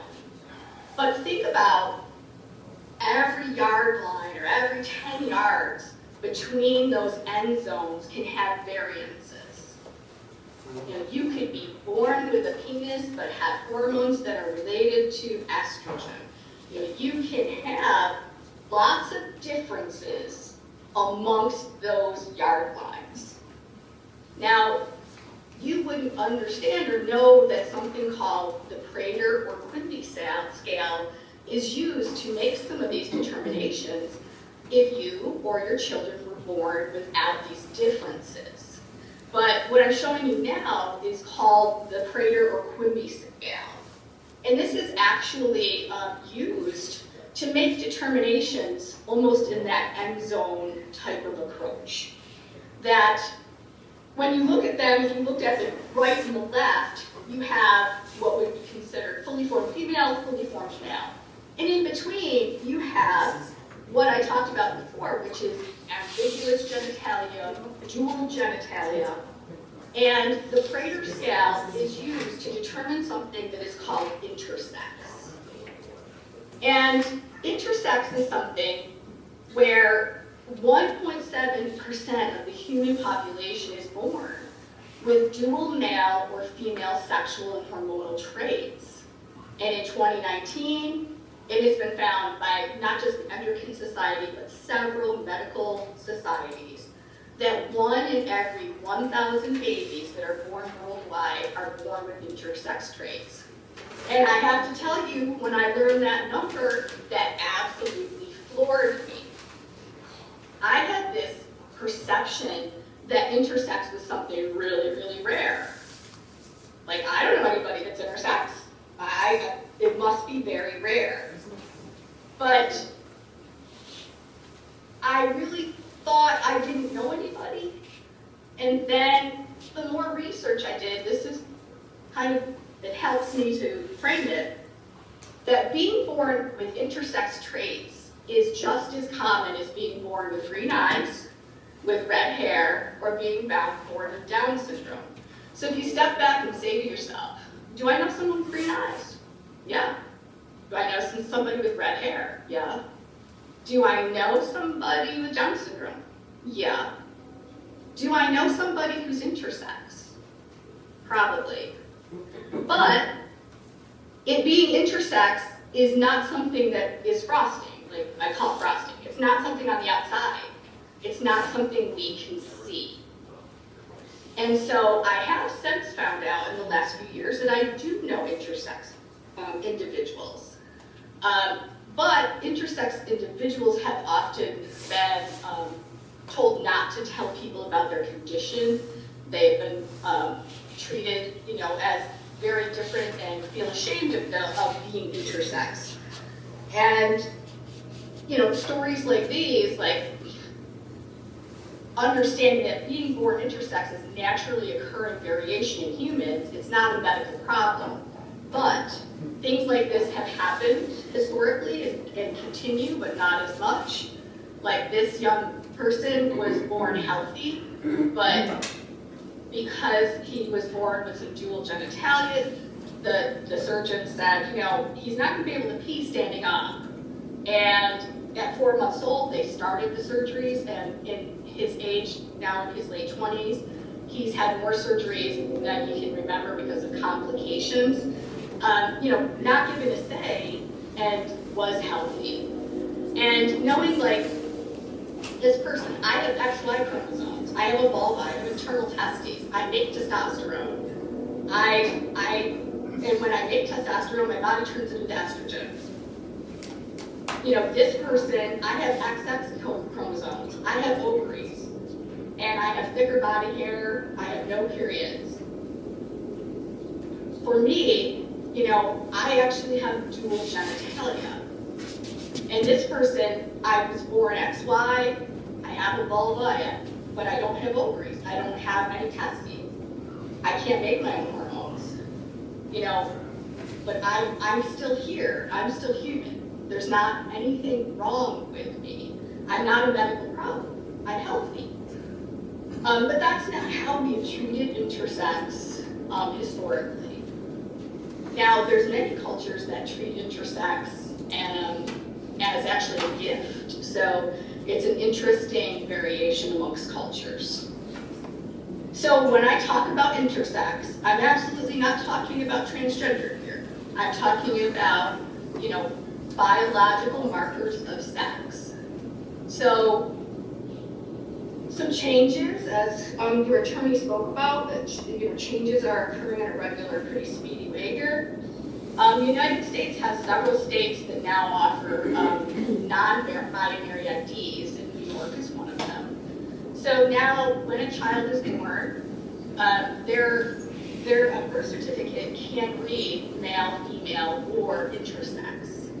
So additional identifications like this is a New York State license, and the difference is if you look under where it says sex, it says X, and that means intersex.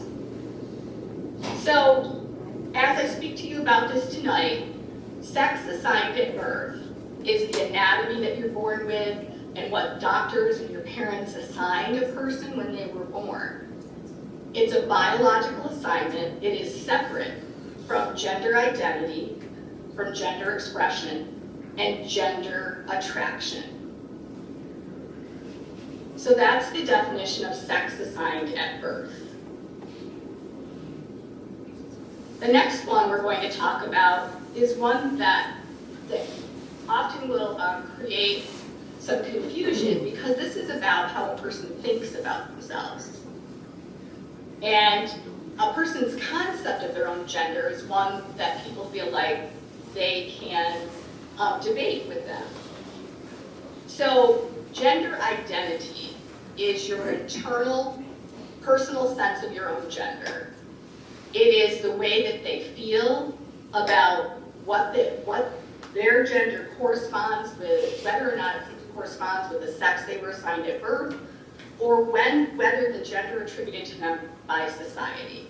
So when you hear those things about fluidity, etc., really, as scientists do more and more work, what they keep telling us in most of the things that I read are that gender identity is on a spectrum, and that spectrum has a level of fluidity.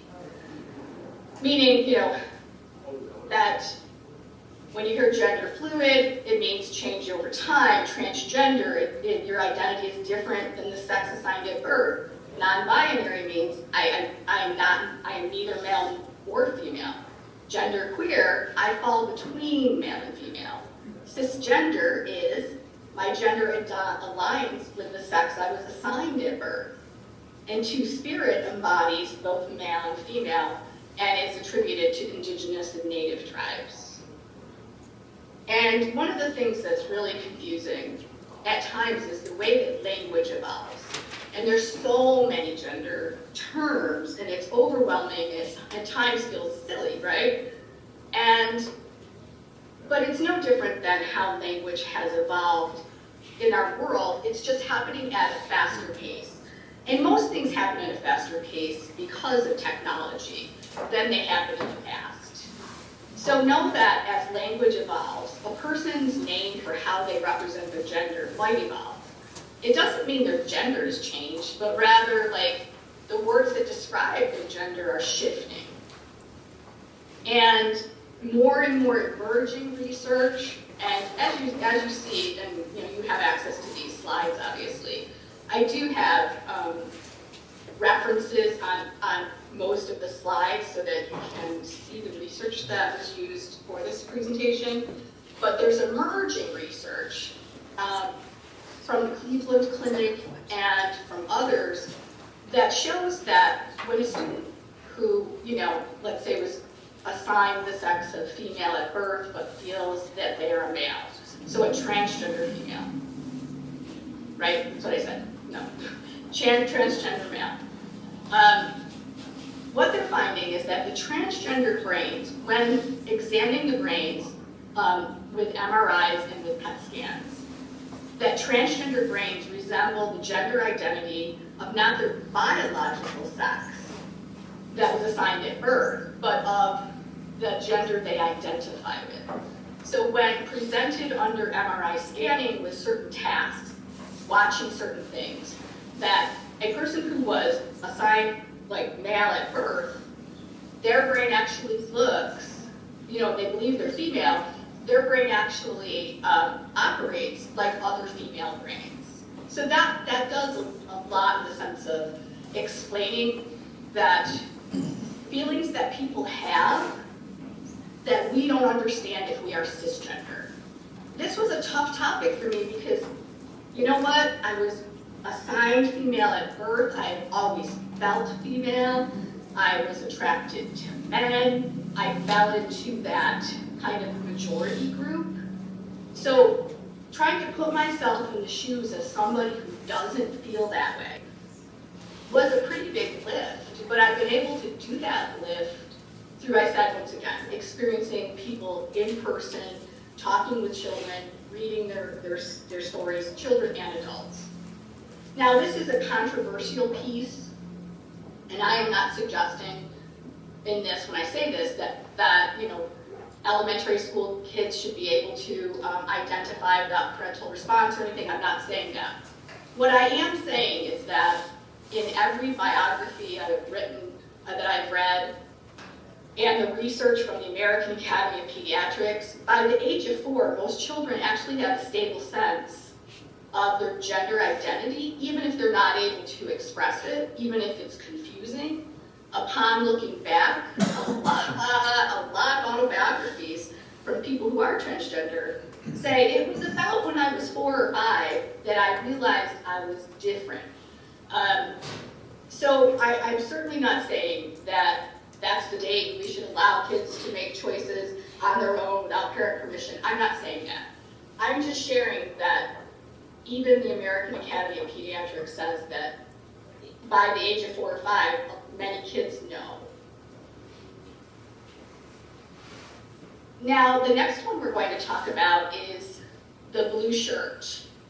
And if you're taking notes or you're writing about anything, the blue shirt, the gender expression, is the one that leads to Dignity Act violation. It is the thing that actually leads to harassment. This gender expression is a person's clothing, their hairstyles, their mannerisms, their interests. It's the things that we see, it's the outward appearance, and that's where our implicit biases come into play. I will give you an example of implicit bias. If you look at the person on the right in the first picture, I had a student about 10 years ago who looked like that student, and I had gained like a relationship with that student. I'm working in a very small rural district, and one day he was talking to me, and he was very upset about something, and I jumped to the conclusion, and I said, well, you know, it must be really hard coming out as gay in our district. And he's like, you think I'm gay? And I'm like, yeah. Because when I looked at him, I automatically said, he has to be gay. He's a guy and he's wearing mascara. And he's like, I'm not a gay Mrs. Bates. I'm straight. I like women. I just love the way makeup makes me feel. That's new for me, right? I make the assumptions based on the way this person was expressing themselves. I made assumptions about their sexuality. And that's essentially what this thing that we call gaydar is. Lots of people and my friends will be like, I've got great gaydar. I can tell you who's gay. They will tell me that. And actually, gaydar is just stereotyping, right? Many people have shown that when we rely on stereotypes and just what a person looks like to determine if they're gay or transgender, that we're really not very good at determining who's gay or who's transgender, etc. But these stereotypes really come from this. We have two systems in our brain that we use. System one is fast and automatic. It's based on our limbic system. It's not a lot of effort. It's, for example, system one is driving your car is a system one activity. System two is when we have to be deliberate and think and be reflective. So driving your car is system one. But if you have to parallel park without the help of assistive technology in your car, if you have to really parallel park on your own, then you have to switch to system two thinking. The majority of the things that we do on a daily basis, things that are coming at us fast, come from system one. And when we see someone walking towards us, we can't see their genitals, we can't see their chromosomes, their hormone levels, their intimate behaviors, but based on their gender expression, we use system one and we immediately categorize them. That is to inform us what that person is. And that's the way our brain works. If we have a brain, we have bias. Our brain is actually created to categorize, to say which thing doesn't belong, which thing actually doesn't fit in this category. So an example of how gender expression can go wrong is think to yourself, what is the affectionate label we use to describe young girls who display masculine traits? We tend to call those girls tough. But what is the affectionate label we use to describe young men who display female or feminine traits? There isn't one. It's sissy, it's bad. So societally, we actually, through gender expression, set things up in a way that masculine traits are preferable. And that's all based on this thing, like I said, frosting. We can assume that frosting is chocolate, but you might taste it and it might be awful and have mocha coffee in it or something gross. We do not, it's that don't judge a book by its cover piece, because we just really don't know what's inside by what is somebody's frosting.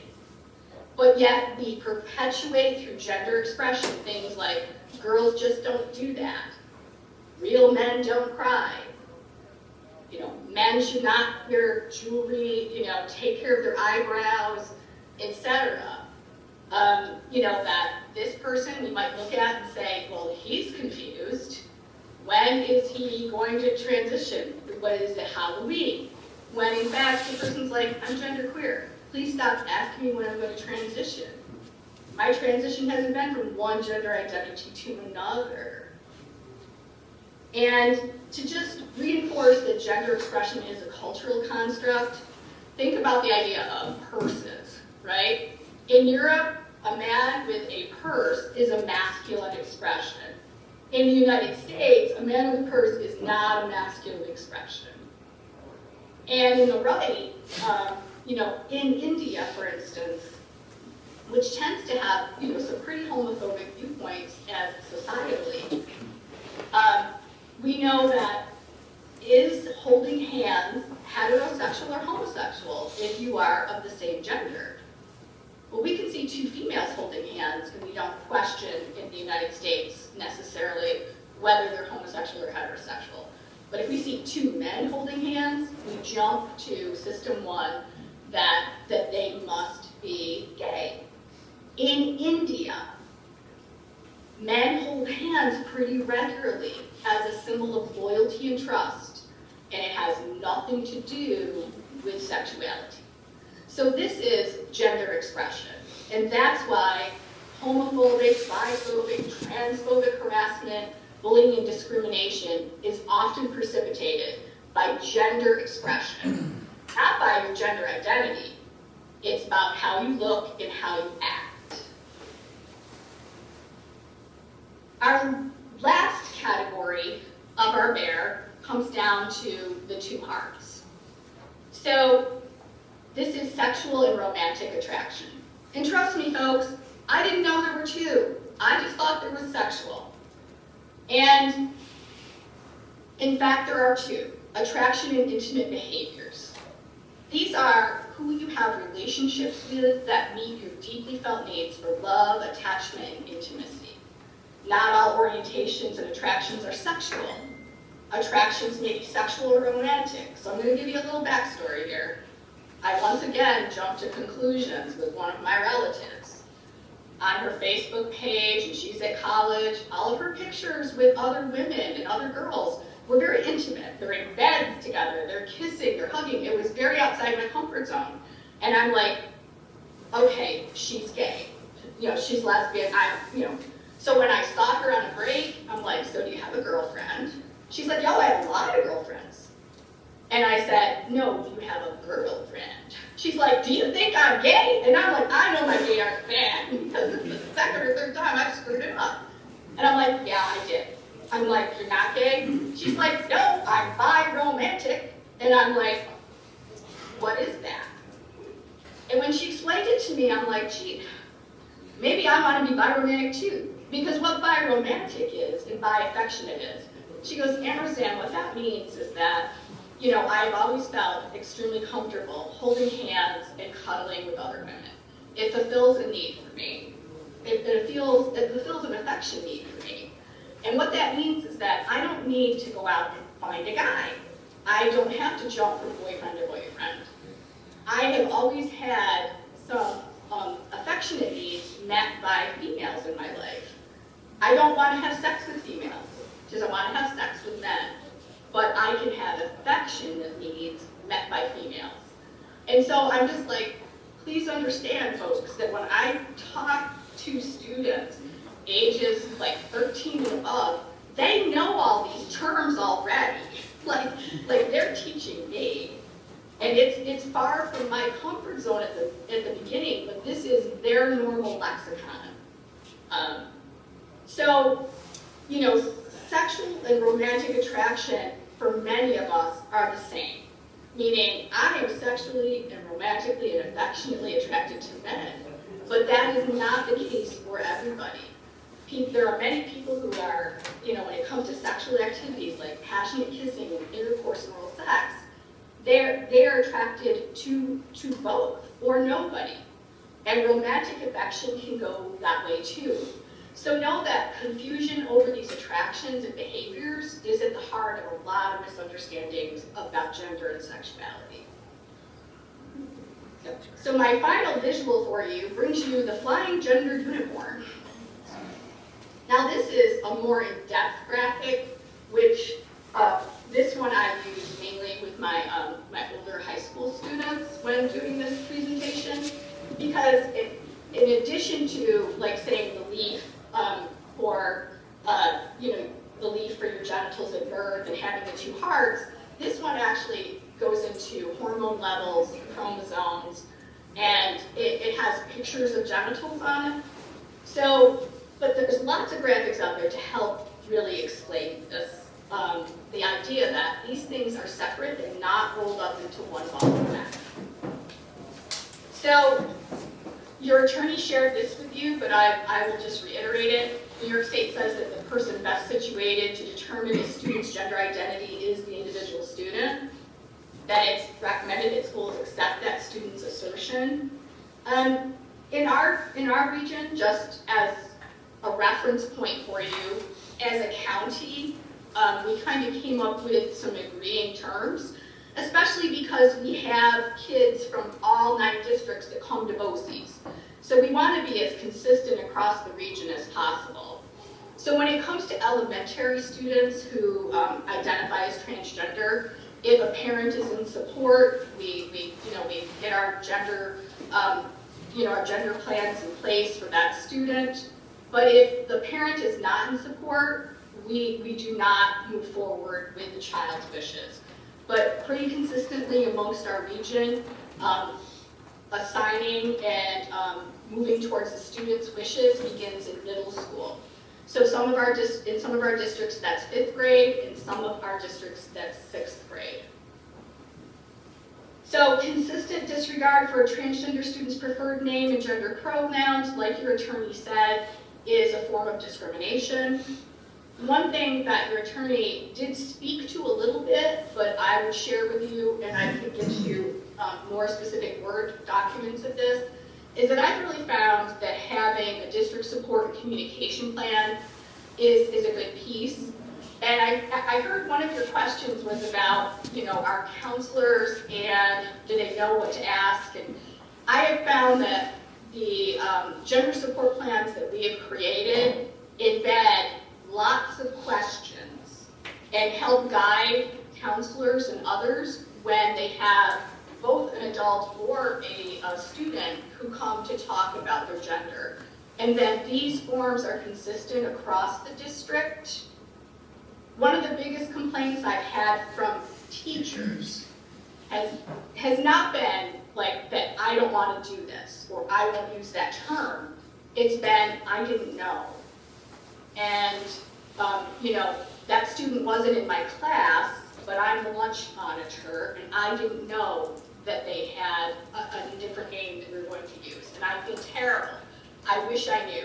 So by having a system, the right people know, and this also embeds that piece that your attorney talked about with having meeting updates within the gender support plan. So, whether it's every 3 weeks, every once a month, you're meeting with the student again, you have certain questions to ask, you update the plan, and you update the communications in your district. So I have also embedded, 2 pretty good articles, and those of you who are seeking more knowledge, for me, this was the best book I've read. It's called The Savvy Ally, written in terms that I can understand and from the perspective of somebody who is cisgender. And the author's name is Jeannie Gainsbourg.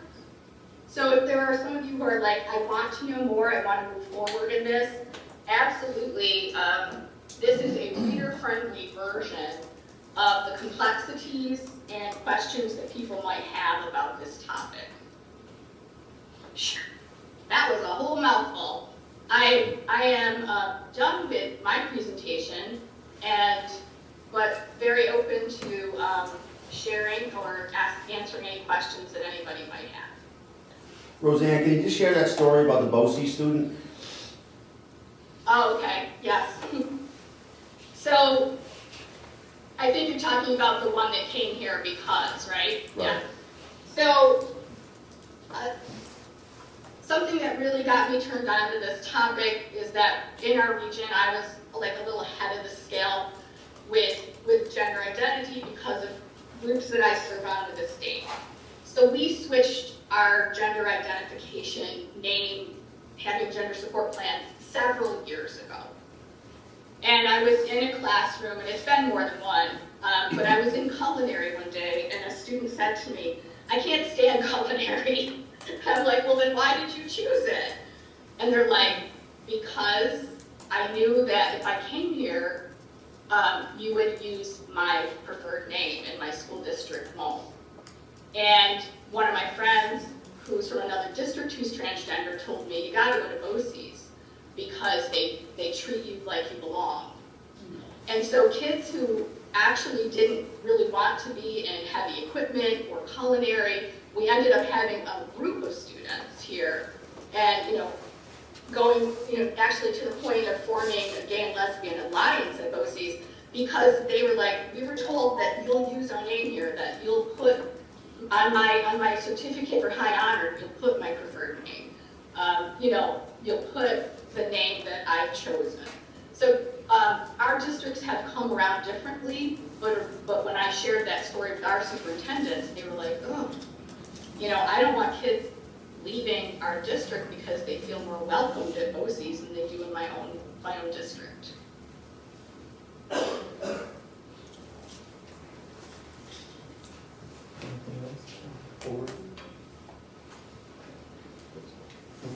Thank you, Ms. Bain, for your time, and obviously you stayed late at work, unless you have a very weird living room.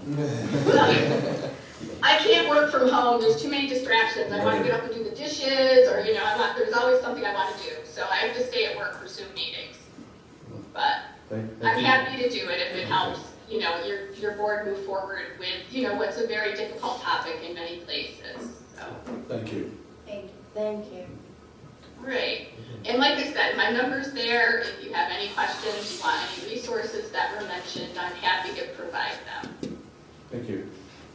All right. Have a great evening, everybody. Thank you. Okay, next meeting is December 15th. I don't know if it's here in Franny. In Athens, okay. 6:30? Yes. And I need a motion to move to executive session to discuss personnel.